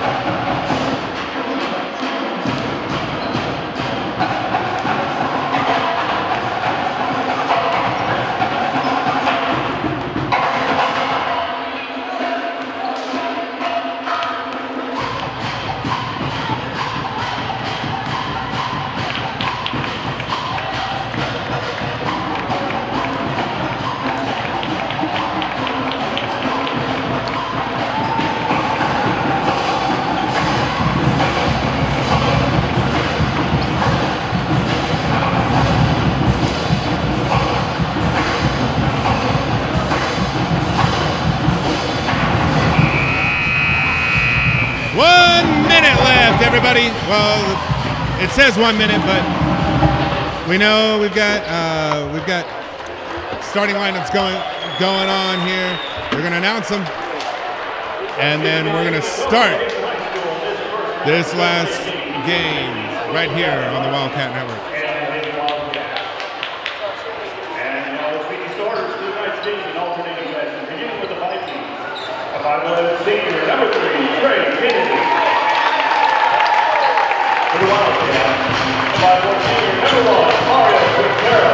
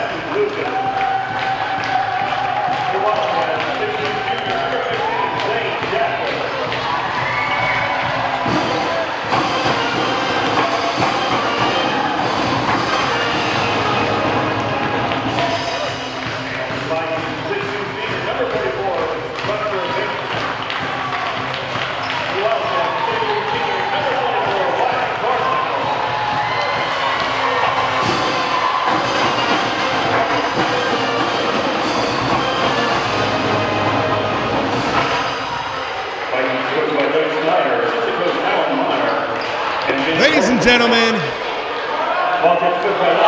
this one's going to be a bittersweet call right here because we started a new era here at Haven High School back at homecoming. Started live streaming our games. Tonight, for 2020,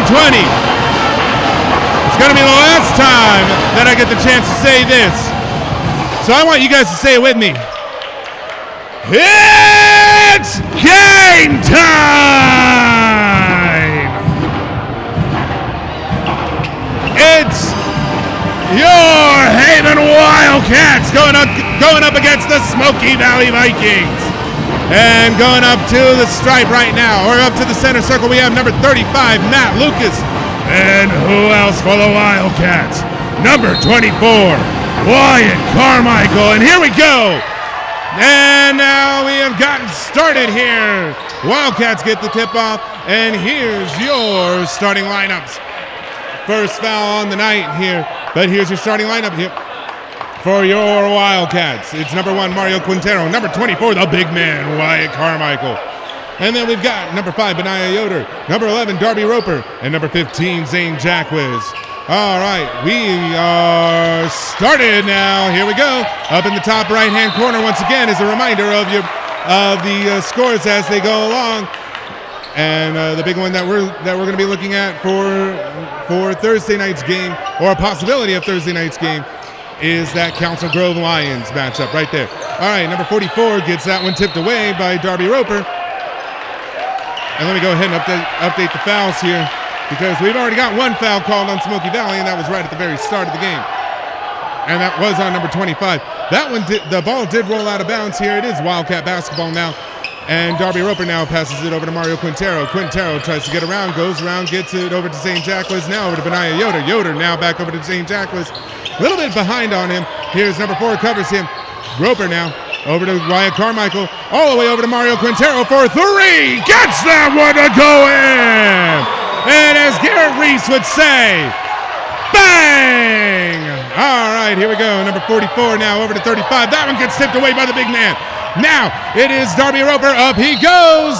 And that one sinks, and he gets the N1. Woohoo! Darby Roper now will shoot 2, or will shoot 1 here. At this moment, I can't be able to tell you who got the foul here for Smoky Valley. That one does go in, and he does get 3 points the old-fashioned way. All right, now we're looking at number 24. He gives it over to number 3. Number 3 is Trey Kennedy. Kennedy passes it over to number 33, it looks like. And that would be Grant Hubble. Now back to Kennedy. Now over to number 24. Now back to Kennedy. 24 is Ryan Haline. And that one goes out of bounds. Last touch by the Vikings. Wildcats will have possession of the basketball.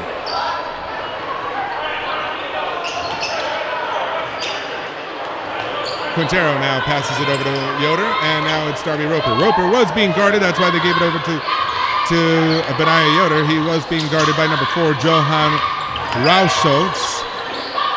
Now it's over to Wyatt Carmichael. He goes up, gets 2 to go in. And the Wildcats right now to an early 8-point lead here. Now it's over to number 33 for the Vikings. 33 being Kate Schneider.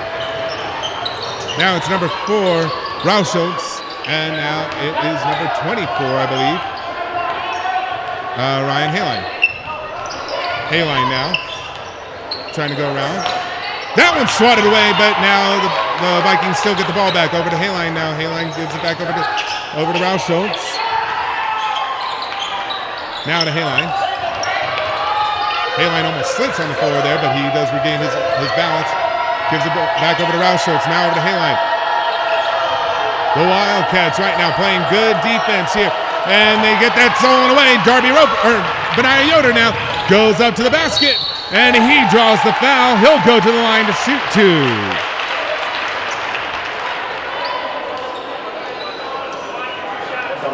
And that foul was on number 4, Johann Rauschitz. Rockholz. Okay, my apologies, Rockholz. And that first one for Benaya goes in.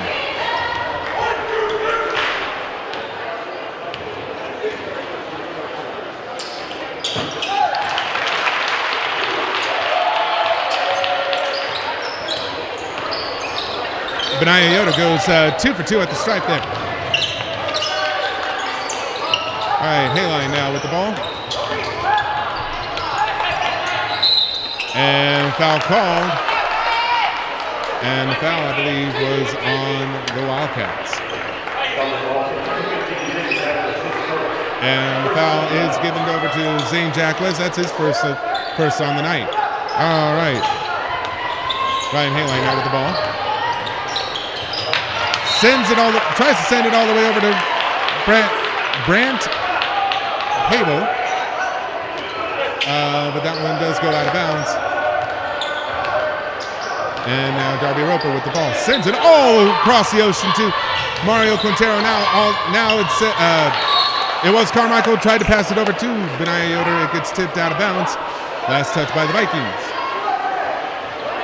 5:06 left to go in this first quarter. Darby Roper now. To Yoder to Jackless for 3. That one does not go in. And now it's number 33 who has the ball, and he gives it over to Ryan Hayline, now number 24.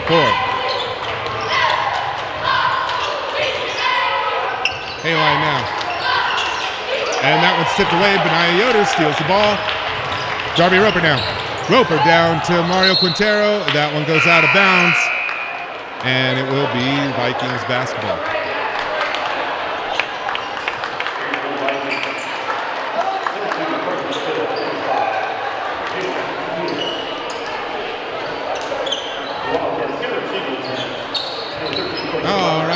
Set now. Right now, the Wildcats with a 10-point lead to start off this game.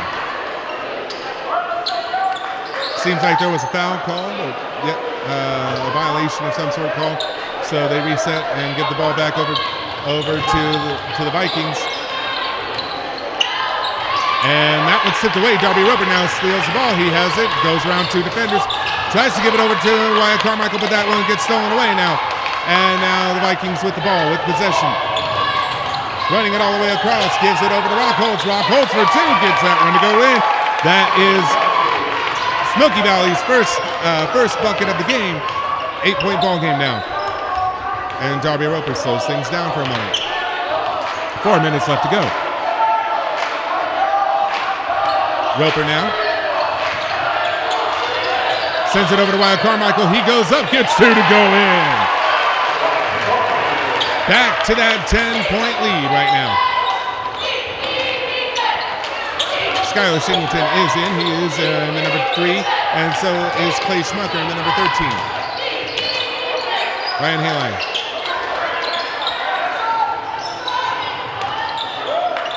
He gives it over to number 2, Carson Piehat.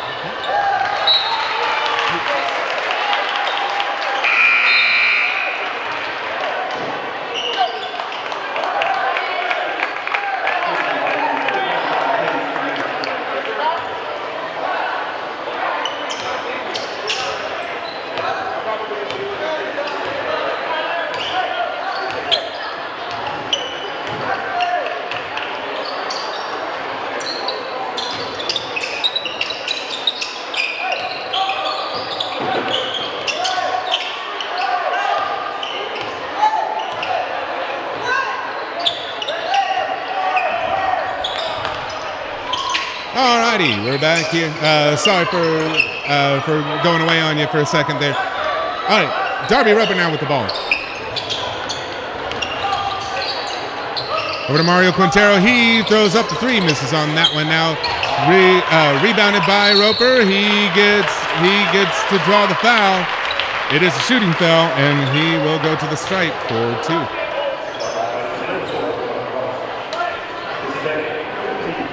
And That foul was given to Johan Rockholz.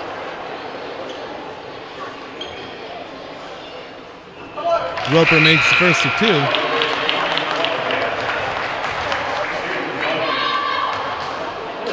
Rockholz,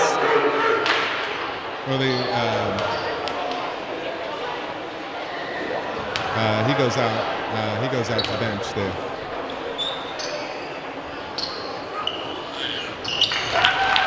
And Darby Roper goes 2 for 2 at the stripe.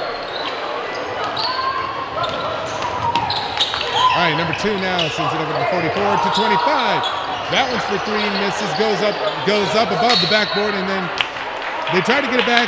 It does go out of bounds. Last touch by the Vikings. All right, Clay Schmucker inbounds that over to Darby Roper.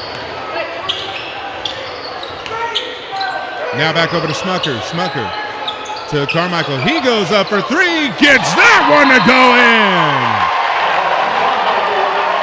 17-2, and Smoky Valley has to call a timeout. And they call a full timeout right there. Got to be able to stop the flood from coming in. All righty. Timeout called by Smoky Valley. Haven leads it 17-2. We're going to take a quick break. We'll be right back. You're watching Kansas State High School Activities Association Class 3A Sub-State right here for the Hastead Division, right here on the Wildcat Network.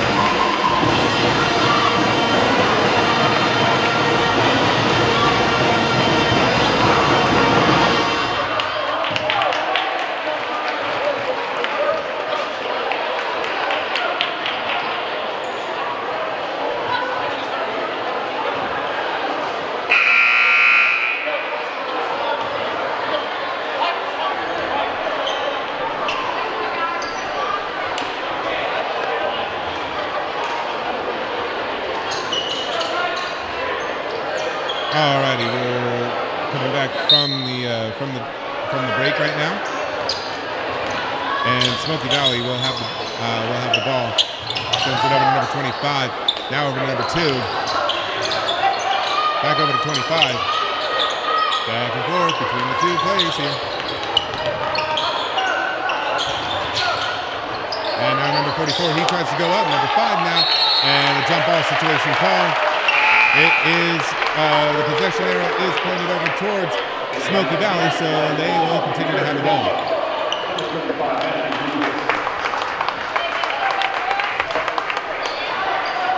Trying to keep a nice refresher here of the rest of the Hastead Division and Sub-State right now. Number 3 now, up it goes, misses on that one, and it is rebounded by Benaiah Yoder. Now, Darby Roper with the ball. To Singleton, to Roper, to Yoder. Yoder now. Back over to Roper. Now to Yoder. To Schmucker. Schmucker gives it all the way over to Carmichael. Yoder now with the three-pointer, misses on that one. Schmucker gets the hustle to get the ball back. And now Darby Roper drives into the paint, goes up, misses on that one, and it is rebounded by number 2 for Smoky Valley. Carson Peel, but he does lose it. Darby Roper gets the ball back, goes in for 2, gets that one to go in. Less than a minute left to go in this first quarter of play. 19-2 is the difference. Peel over to 3 to 44. I can't see the number on that one. That one does go in for number 35. 35, Matt Lucas. All right. Clay Schmucker. Darby Roper, back and forth. Now we're back to Clay Schmucker. Sometimes I think they can hear me when I say they're going back and forth and then they stop. Benaiah Yoder now. And they're going to let the clock run down here, try to see if they can get the last shot. Darby Roper now all the way in the back corner. 10 seconds left to go. Roper to Yoder. Yoder now. Back to Roper. Back to Yoder for the last second three. Gets that one to go in! Buzzer beater. That's his second one of the night. And Wildcats will lead it after the first quarter, 22-4.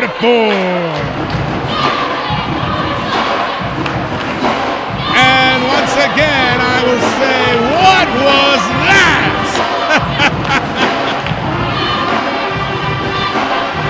All right.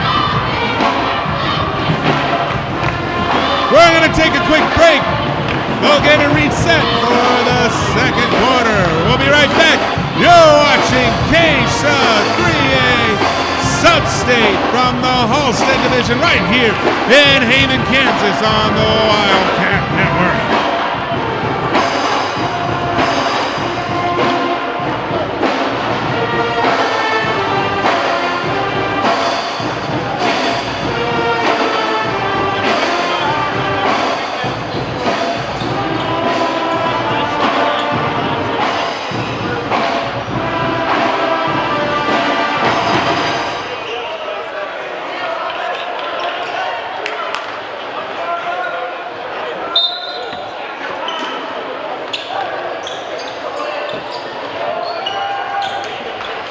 We're back, we're live, and we've got the second quarter going now.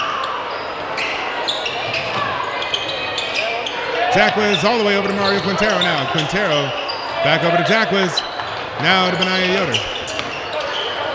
To Miller. Now to Yoder. Hunter Barlow now goes down low. He gets that one to go in. The following program is a special edition of Haven Wildcat Basketball. Welcome to a quick mistake here. There we go. You didn't miss anything on that one. My apologies.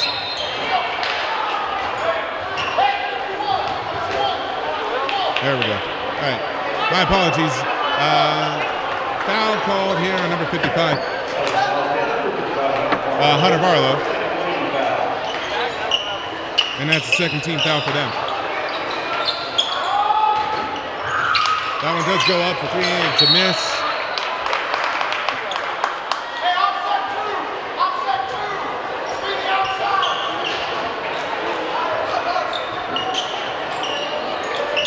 Like I said before, got two programs open here for our live streams. Scoreboard and our live streaming app. The scoreboard has to be active in order to input anything. It wasn't, and I accidentally pressed a hotkey for my live streaming app, and so that sent it all the way to the beginning of the program. All right, here we go. So the Wildcats now have the ball. St. Jacquiz, he goes up for three, gets that one to go in.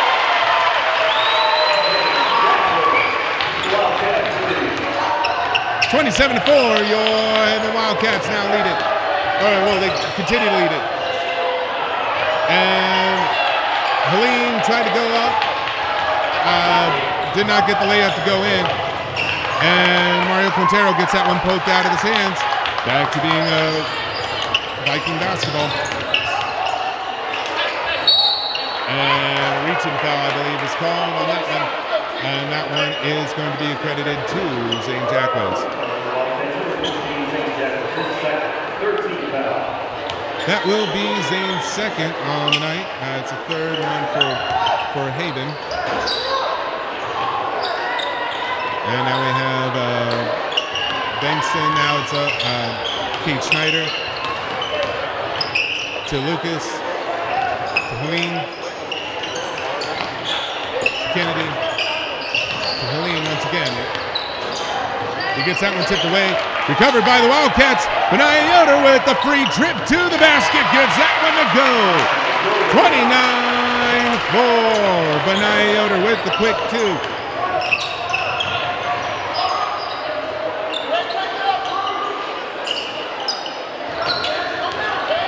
And Helene trying to get away from Mario Quintero now. And they're going so fast I can't even be able to see the names. Foul call. Looks like it was a foul on the floor.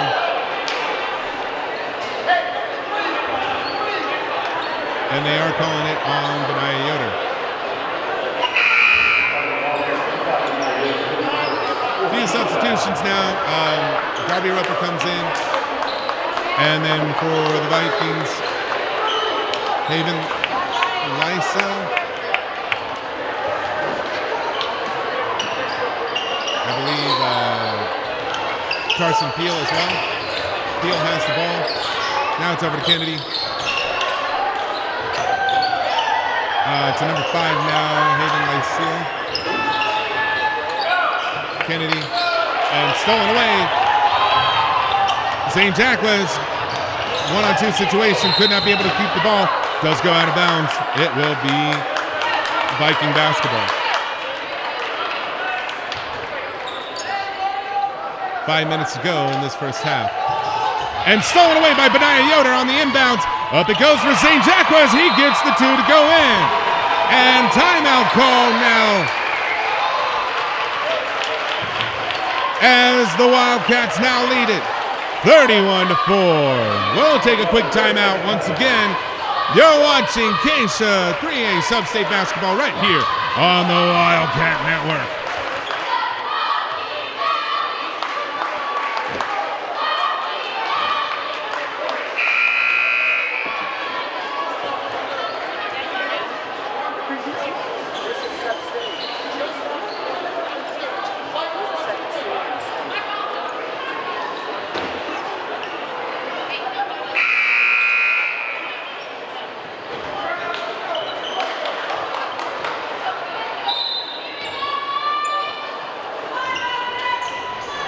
We're back from the timeout now. Smoky Valley with the ball. Looking at a large deficit right now here as Peel passes it, and that one does go out of bounds. That was last touch by Brandt. All right, Mario Quintero now with the ball. 31-4. Wildcats with the lead.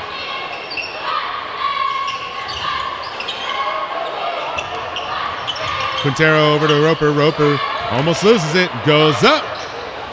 Does not get that one to go in. Wyatt Carmichael passes it over to Benaiah Yoder. He shoots up a 3, misses on that one. Foul called, and I believe that was a foul called on St. Jacques. Yes, it is. That's what they're giving it. That will be, I believe, his 3rd on the night. He's going to have to be careful now. It is the 5th foul for the Wildcats. 2 more, and they send Smoky Valley into the bonus. Peel now. And now it's over to number 33, Brandt Hebel. He's being double teamed. And tiptoeing on the line there. Now it's over to Kennedy. Kennedy shoots up a 3, misses on that one. And Mario Quintero now with the rebound. He's going to run it across the stripe. Gives it over to Yoder. Yoder now over to Carmichael. Carmichael passes it over to Roper. To Quintero. Long 3. Misses on that one. Yoder saves it, but it gets sent right over to Trey Kennedy. Kennedy now on a 2-on-1 situation. Goes up. Gets the 2 to fall. And he'll go to the stripe to shoot 1 more.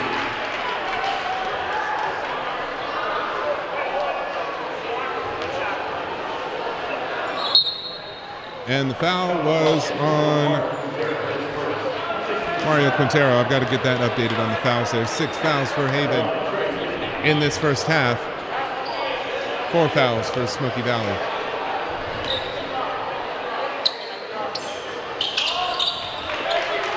And the N1 does not go in. And Benaiah Yoder now has the ball. Gives it over to Darby Roper now. Back over to Benaiah Yoder. Back and forth, back and forth. 3:20 left to go in this first half. Clay Schmucker now. Back over to Benaiah Yoder. Down to Darby Roper. To Yoder. Yoder drives, goes over to Clay Schmucker, gives it over to Skylar Singleton. Singleton for 3!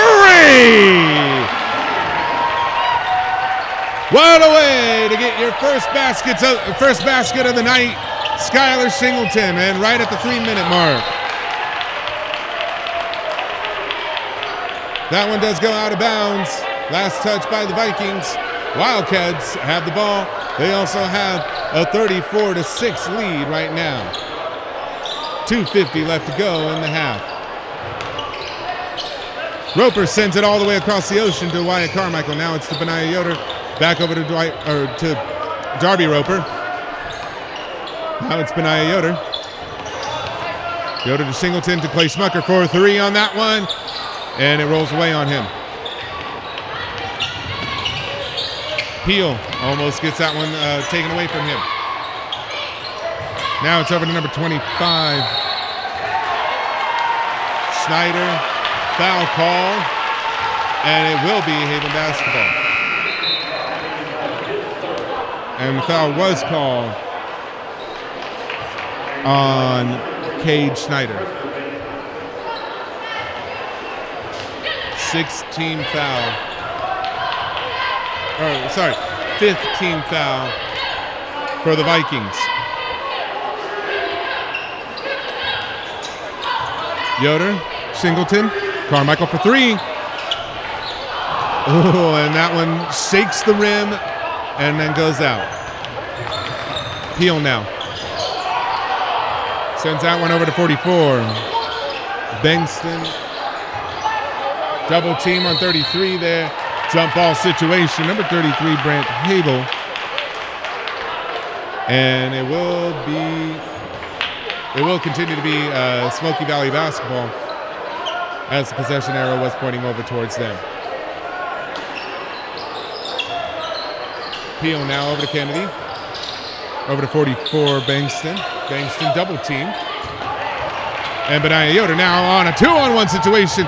Goes up, draws the foul, and the foul was on the floor, I believe is what they called it.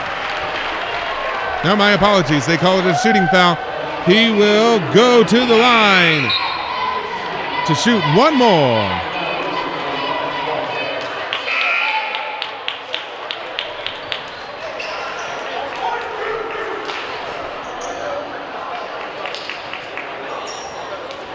Six fouls for both sides now. One more for either one of them will put the other team in the bonus.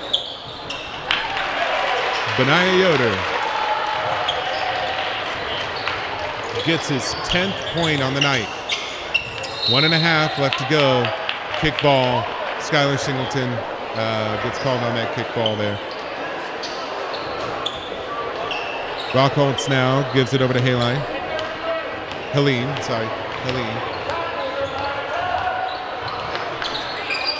Kennedy, Helene. And Helene will go for the 3. He gets that one to go in. Trying to cut away at this deficit right now. Benaiah Yoder over to Skylar Singleton. Singleton gives it all the way over to Miller. Miller now over to Barlow. Barlow goes up. Foul was called. There was no shot as that was a foul on the floor. And that was called on number 44, Brewster Bengston. That does put Haven in the bonus now. And so Hunter Barlow will shoot the 1-and-1.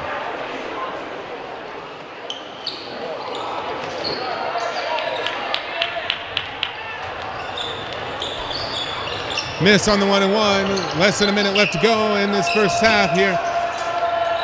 Smoky Valley trying to get something positive going, and there we go. Gets the bucket to go in. 37-11 now. 40 seconds left to go. Miller now with the ball. Now to Singleton. All the way over to Benaiah Yoder. Miller now to Schmucker. Schmucker sends an errant pass, and that one is a backcourt violation. 22.4 left to go in this half. You're watching Kansas State High School Activities Association's Class 3A Sub-State Basketball here It is the Hastead Division, and you are right here in Haven, Kansas. Well, we are right here in Haven, Kansas. You're watching this from wherever you are on the Wildcat Network. All right, number 35 now gives it over to Helene. That one trickles away and goes over to Clay Schmucker. Schmucker gives it over to Hunter Barlow. Misses on the shot. The putback does not go in. Helene now with the long three. The clock strikes zeros. That's the end of the first half. Your Haven Wildcats lead it 37-11. And that's halftime. We're going to go ahead and try to see if we can get an update on the scores from around the division here. But we've got one more half left to go.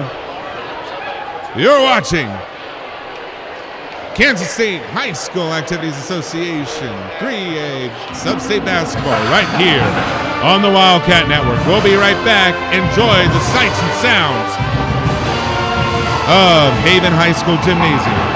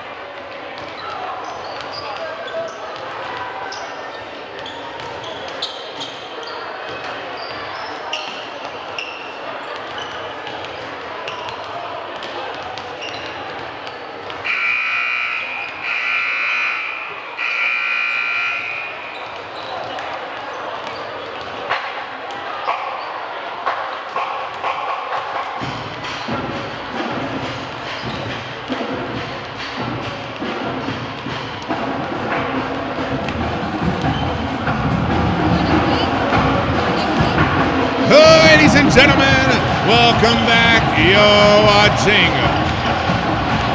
the Kansas State High School Activities Association's Class 3A Sub-State Tournament. Live on the Wildcat Network. This is the Hastead Division. At this moment, we're trying to get updates on the game between the Hastead Swathers and the Halstead Dragons. Also, trying to get updates on Council Grove and Lions. With about 2 minutes left here. From the looks of it right now, it is Hastead in the lead, 45-21. We don't have an update right now on Council Grove and Lions here. But you are watching the first round for the guys, as it is your Haven Wildcats going up against the Smoky Valley Vikings.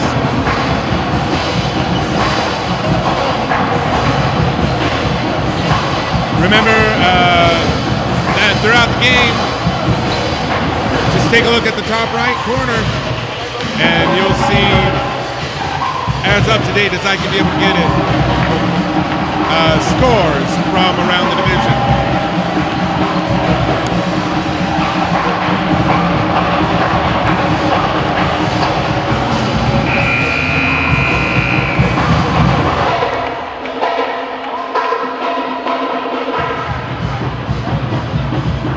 And you know what? Right now, the band is going absolutely wild. They're reminding you that we are Haven Beat.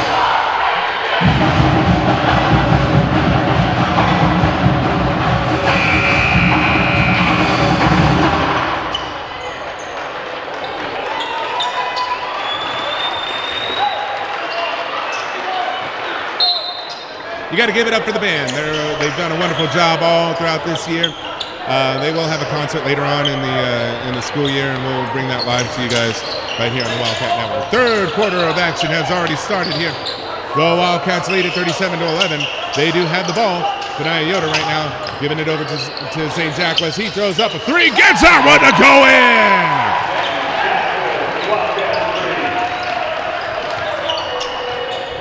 And I'm gonna repeat this as Garrett Reese would say. Bang! All right. Number 44 answers that one back. That was Brewster Bankston. He answers it back with the two-pointer here. And I believe a foul and a basket called. Yes, there was a three-pointer.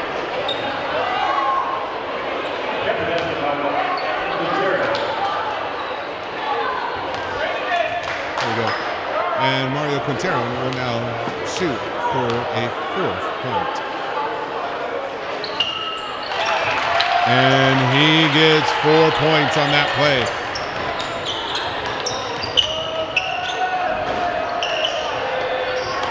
That was Smoky Valley's first foul in the half. The Olays have started now. And that one goes out of bounds. That was last touch by number 35, Matt Lucas.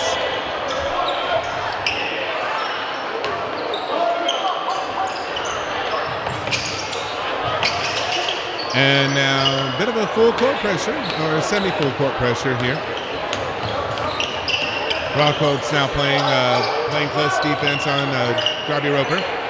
Mario Quintero now gets around Kennedy, sends it all the way over to St. Jacques. Jacques for three, misses on that one. And that one does get tipped out of bounds. And that was last touched by St. Jacques.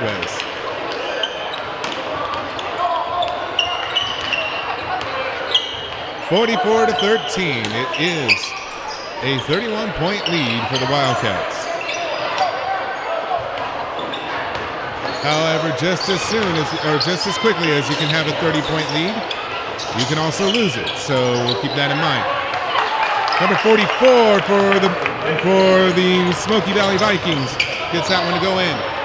Darby Roper draws the foul, I believe. And he'll recognize. 2 free throws.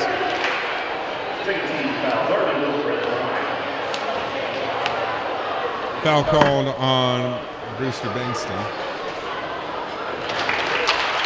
That is his second as Darby sinks the first one.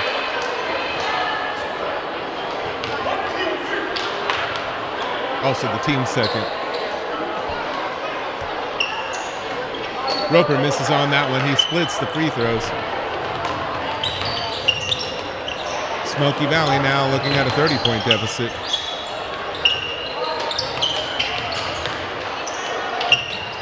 Number 44 all the way over to number 4. Misses on that one, recovered by Benaya Yoder. Gives that over to Darby Roper. Roper now running it across the court. Almost loses the ball there. Gives it over to Zane Jacquez. Jacquez now over to Carmichael. Carmichael gets that one swatted away. He saves the ball and sends it over to Trey Kennedy. Trey Kennedy now with the ball. Goes up for 2. And Darby Roper sends that one away. But it is a shooting foul. The foul was called on Mario Quintero. That is his second. Trey Kennedy will go to the line to shoot 2 free throws.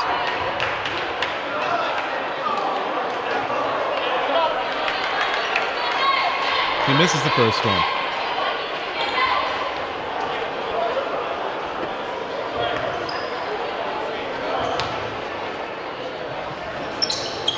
He does get the second one. 45-16. It has come to my attention that the score for the Heston-Halstead game shows Heston defeating Halstead 53-26. Zane Jacquez for 3, misses on that one, and that one will go out of bounds. Nobody touched it after he shot the ball, so it will be Smoky Valley's ball.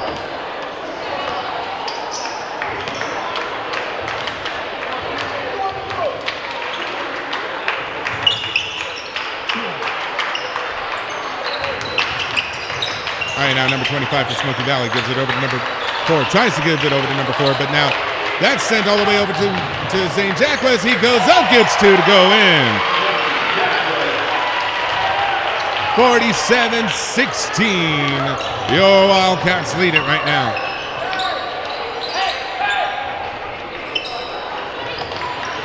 And now number 35, he answers the 2 back with another 2. And that was Matt Lucas. Jacquez gives it over to Mario Quintero. Quintero drives around, goes for the 2, misses on that one. Rebounded by Jacquez. Now it's over to Darby Roper. Roper for 3. Misses on that shot. And yet another rebound for the Wildcats. This time they'll take their time here. Jacquez now gives it over to Benaya Yoder. Yoder to Carmichael. Back to Yoder. Over to Quintero. To Yoder. Now it's over to Darby Roper. Roper goes up, gets 2 to fall in heavy traffic.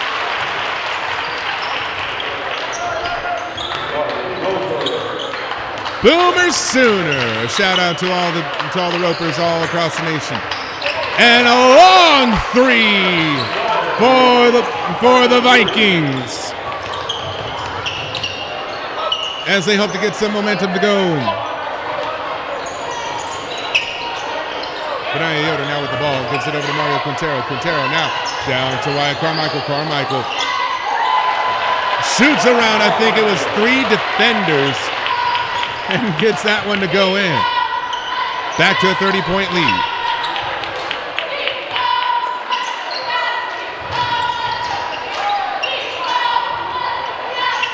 And now long 3, that one goes in for the Vikings. I believe that one was number 25, Kale Schneider, who got that 3-pointer to go in. Darby Roper tries to send that one up. Too much traffic, and it was a little short, rebounded by the Vikings. Number 25 now, Schneider with the ball. He gives it over to number 44, Brewster Bankston. Bankston trying to go around Darby Roper, and a foul call. And full team substitutions for both sides. as the Wildcats get a nice little ovation here. And the starters will get a nice little break.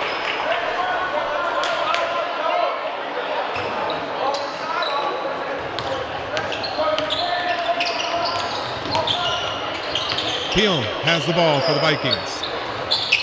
Gives it over to 33. He goes for the long two, gets that one to go in.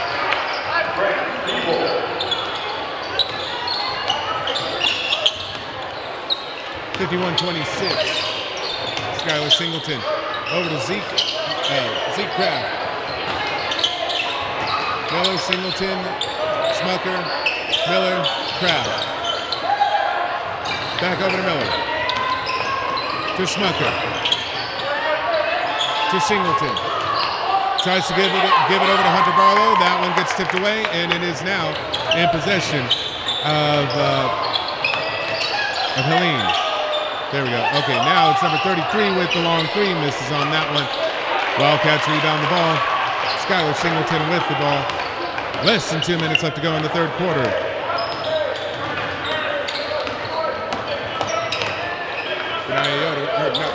Sorry, Zeke Kraft. My apologies. All right, now it's down to Hunter Barlow.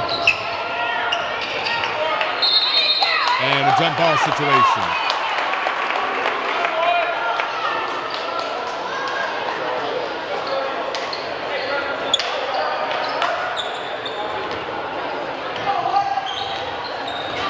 Ryan Helene now with the ball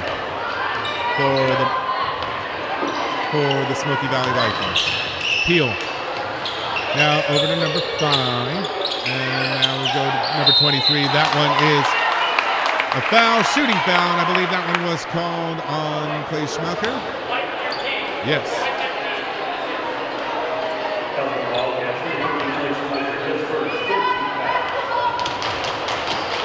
And that is the third foul for the Wildcats. First basket does go in. It is now a 51-27 deficit for the Vikings. And number 23, Cade Schneider, sinks both of his free throws.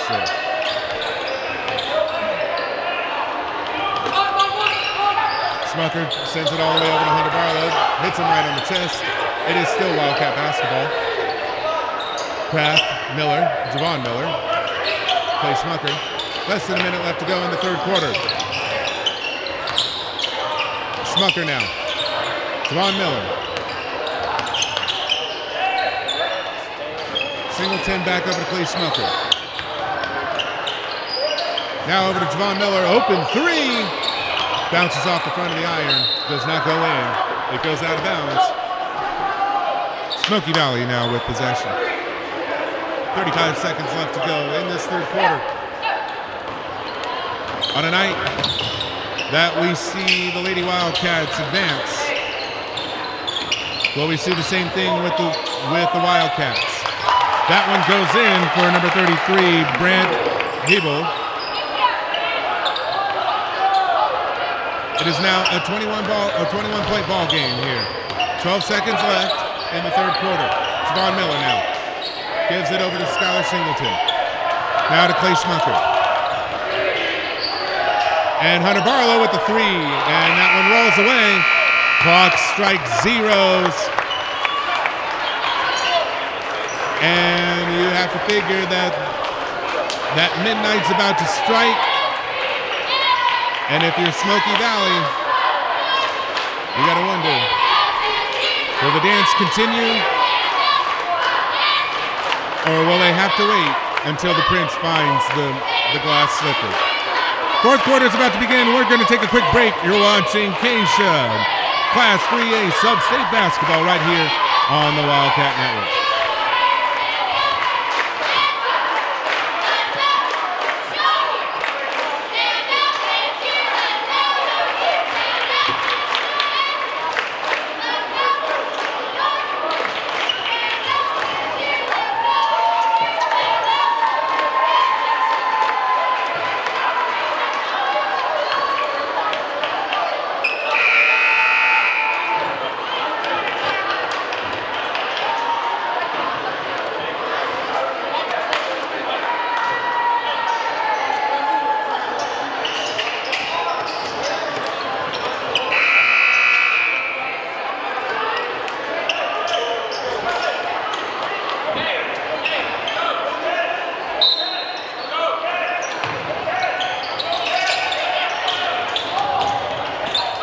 we are back underway for the fourth quarter.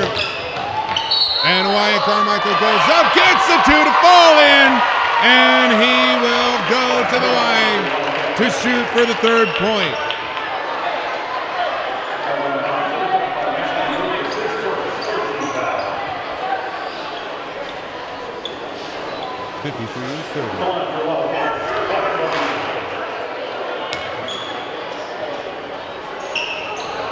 And that one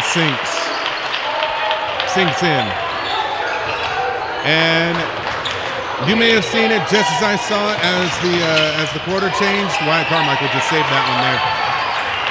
But the other game has now reached its conclusion. The Lions beat Council Grove 68-43. That means the winner, if it's all correct, the winner of tonight's game will go on against, or the winner of the game that you're watching right now will go up against the Lions. As Trey Kennedy takes a spill right into the chairs there to save the ball.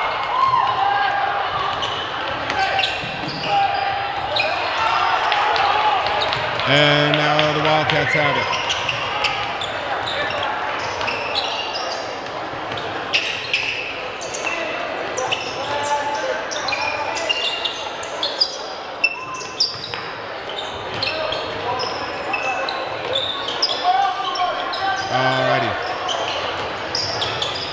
Benaya Yoder now with the long 2, misses. And now Smoky Valley with the ball. Over to number 44 to 25. 25, Cade Schneider. He gets the ball back from Trey Kennedy. Now Kennedy with the long 3. Just behind the hoop on that one. 24 points separate the two teams here with 6:20 left to go. Wyatt Carmichael goes up, and he'll get the 2-pointer. And now it's a 26-point lead. As Smoky Valley, I believe, calls the timeout. No, sorry. The Wildcats take the timeout. So, there you go. This is the only game that's left right now for the Sub-State Hastead Division, the 3A Sub-State Hastead Division. To give you guys an update on the scores, and of course I'm reading this up on the screen with you guys. Southeast of Saline had beat lost to Larned. Larned won 70-45. They will go up against Heston, who beat Hastead 53-26. On the other side of the bracket, Council Grove lost to the Lions 43-68. They'll face the winner of tonight's basketball game, or this basketball game here, as Smoky Valley just scored a 3-pointer here.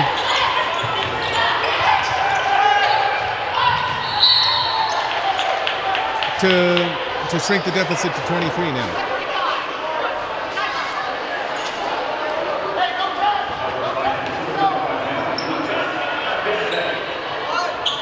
And the foul there was called on Matt Lucas. There we go. Getting the fouls updated over there on the score. All right. Now we do have the starters. Let me refresh the floor here for you guys. Benaya Yoder, Mario Quintero, Zane Jacquez, Clay Schmucker, and Darby Roper. Roper goes up, sends that one in for 2 points.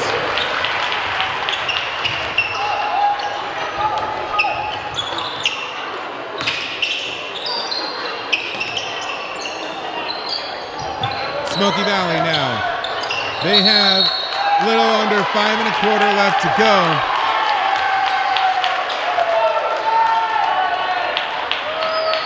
With now what looks like a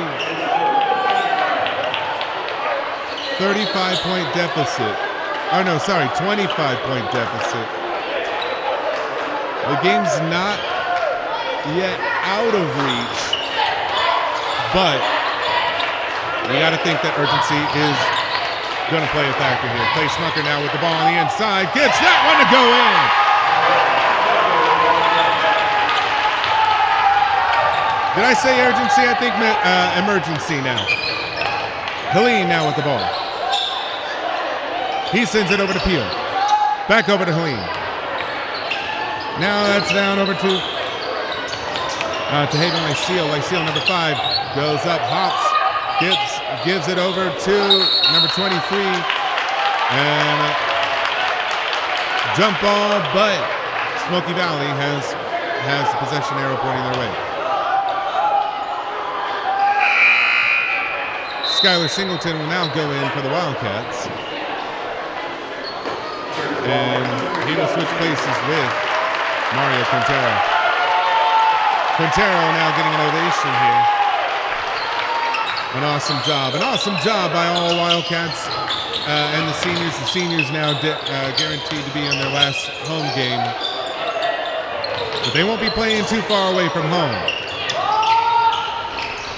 Peel gets that one to go in after what seemed like an eternity.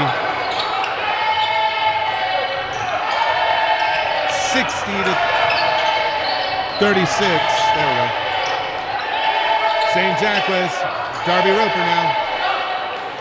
Singleton, Yoder. Jacques now turnaround 2 and misses on that one. Less than 4 minutes left to go in this one. Helene now. Over to Peel. Abel, Helene. And foul called as Osowski had the ball there. Joe Osowski. And now Darby Roper takes a break. He'll go to the bench.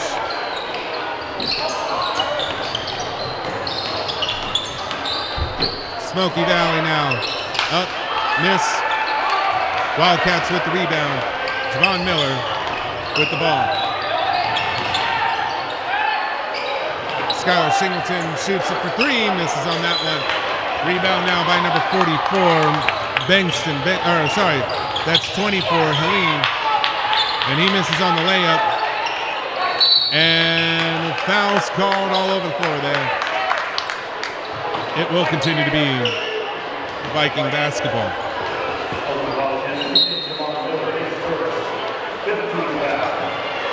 15 foul. And Zane Jacques now goes to the bench. And he'll take a break as well. Well-deserved break.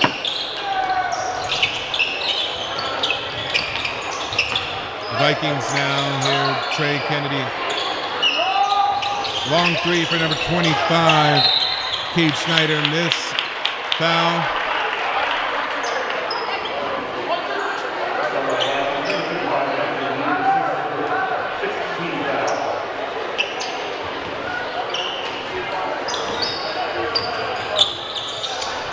And the foul was on Matt Lucas there.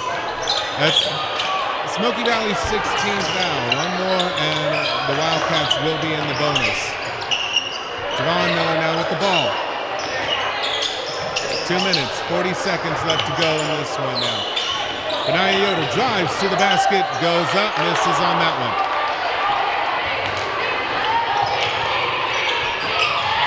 Trey Kennedy gets that one popped out of his hands, but the team keeps it. Miss on that one, and I believe a foul was called on that one as well. And that foul was on number 4, Johan Rockholtz.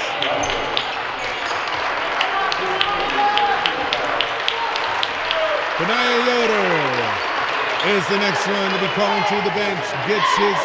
Gets himself a well-deserved break. Clay Smucker will now shoot the 1 and 1.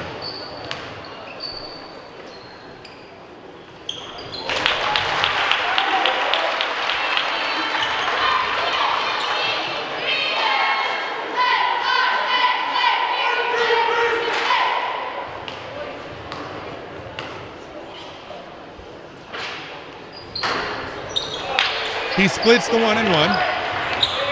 61-36. 2 1/4 left to go in this fourth quarter.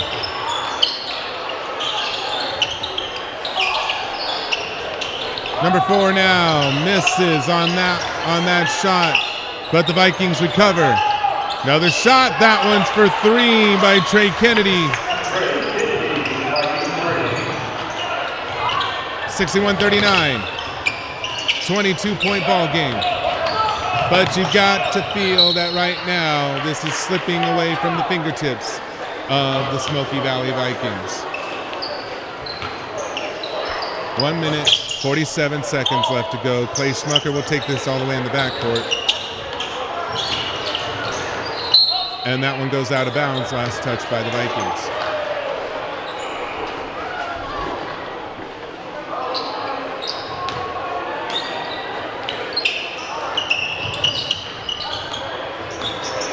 Ladies and gentlemen,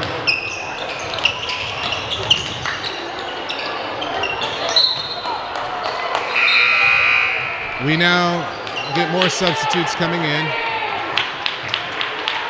DJ Miller comes in for Clay Schmucker, who gets to play his last game right here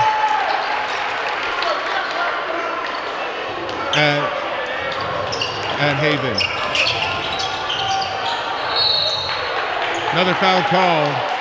Von Miller tried to go up, and he'll go to the line to shoot the 1-and-1. Sorry, to shoot 2.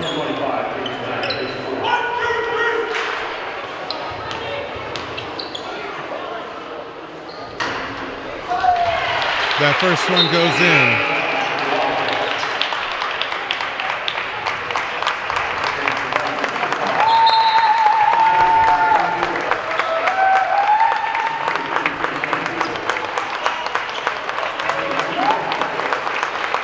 And Smoky Valley looks to be switching out the entire team right now. They get a standing ovation. It's tough. It is very tough because this is the end of their season. Haven will get to see at least one more ball game. Haven will go over to will go to Hastead to play against the Lions.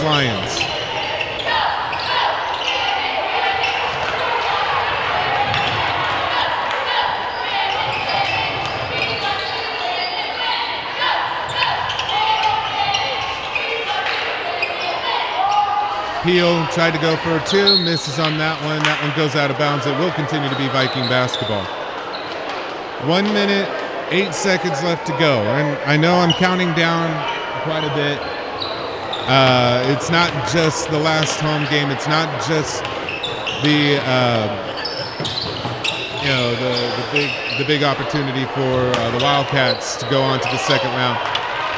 But as I said before,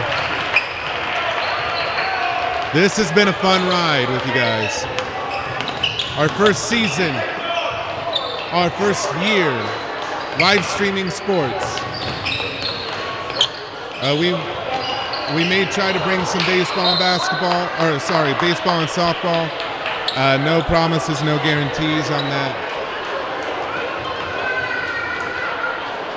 But as the clock is winding down, I want to go ahead and extend a hearty thank you to everybody who has been involved in this.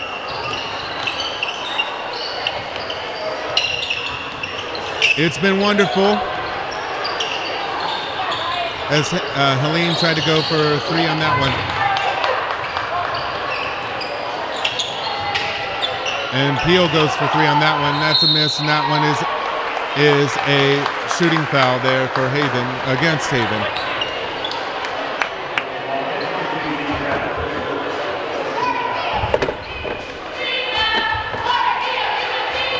But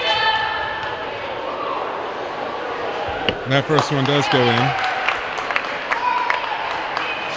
13 seconds left.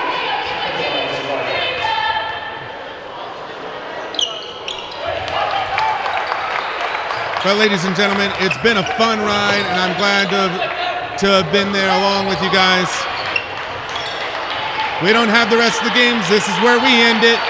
Ladies and gentlemen, the clock strikes zeros. Your Haven Wildcats will win it 63-41. They will go on to play against the Lions, the Lady Wildcats. We don't know who they'll be playing against just yet. We'll find out tomorrow. Well, we will all find out as fans.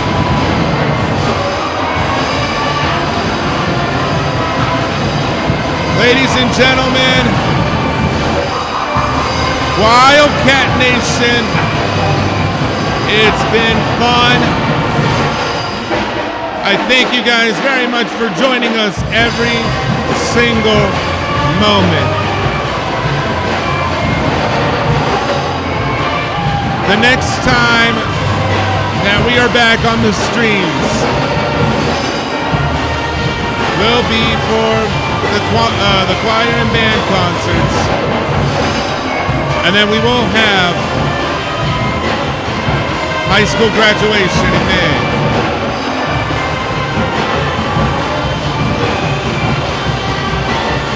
Check out all the various Facebook pages for any updates on how to be able to watch the games from here on out.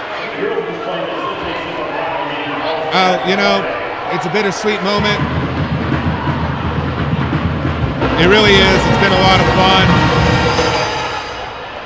Thank you guys very much for making this all worthwhile. Wildcat Nation,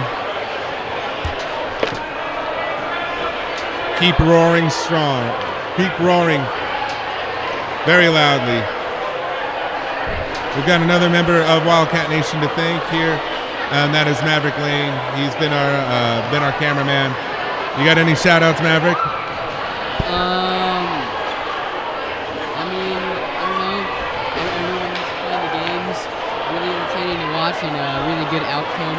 I say really cool results. I don't know. I guess my mom and dad holding the fort down at home. Pretty dope. Clay. Mario, pretty much everyone on that team, pretty rocking dudes. Everyone on the girls' team as well. I'm gonna count them out. It was a good time filming it throughout the season. Is this like the end of it, or? Yeah, this one's the last live stream for sports for us. Yeah, that's crazy. All right, well, definitely interested to see what's coming live stream. I mean, if we're starting at this point, at the first year, then sky's the limit. You know what I'm saying? So, yeah. That was pretty cool. I had a good time, and shout out to Mr. Clemens for providing me with the Starburst. That was pretty good. Those are my shout outs. All right. And a water bottle. And the water bottle. All right, guys, and I've got a few shout-outs as well here. Shout-out to everybody who's been watching the games. Shout-out to our administration, to Mr. Clark Weedle, our superintendent, Travis Moore, our principal, Jared Kirkpatrick, our activities director and assistant principal. Shout-out to all our camera people who have helped us out throughout this entire year. Brittany Sidebottom, Megan Schrag, Alex Weishauer, Maverick Lane, and a few others. And if I missed your names, I'm sorry. Shout out to all our color commentators throughout this entire school year as well. And it's been a great ride, guys. All right, like I said, next time we're on the streams, it'll be for the choir concerts, and then we'll be right here with you for the graduation in May. It's been fun. It's been wonderful. It's been thunderful.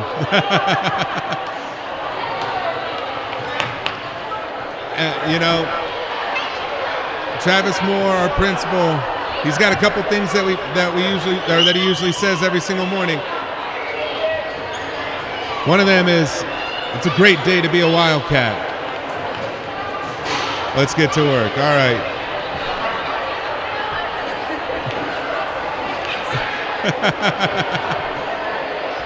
He says you have to have grit. And you know what?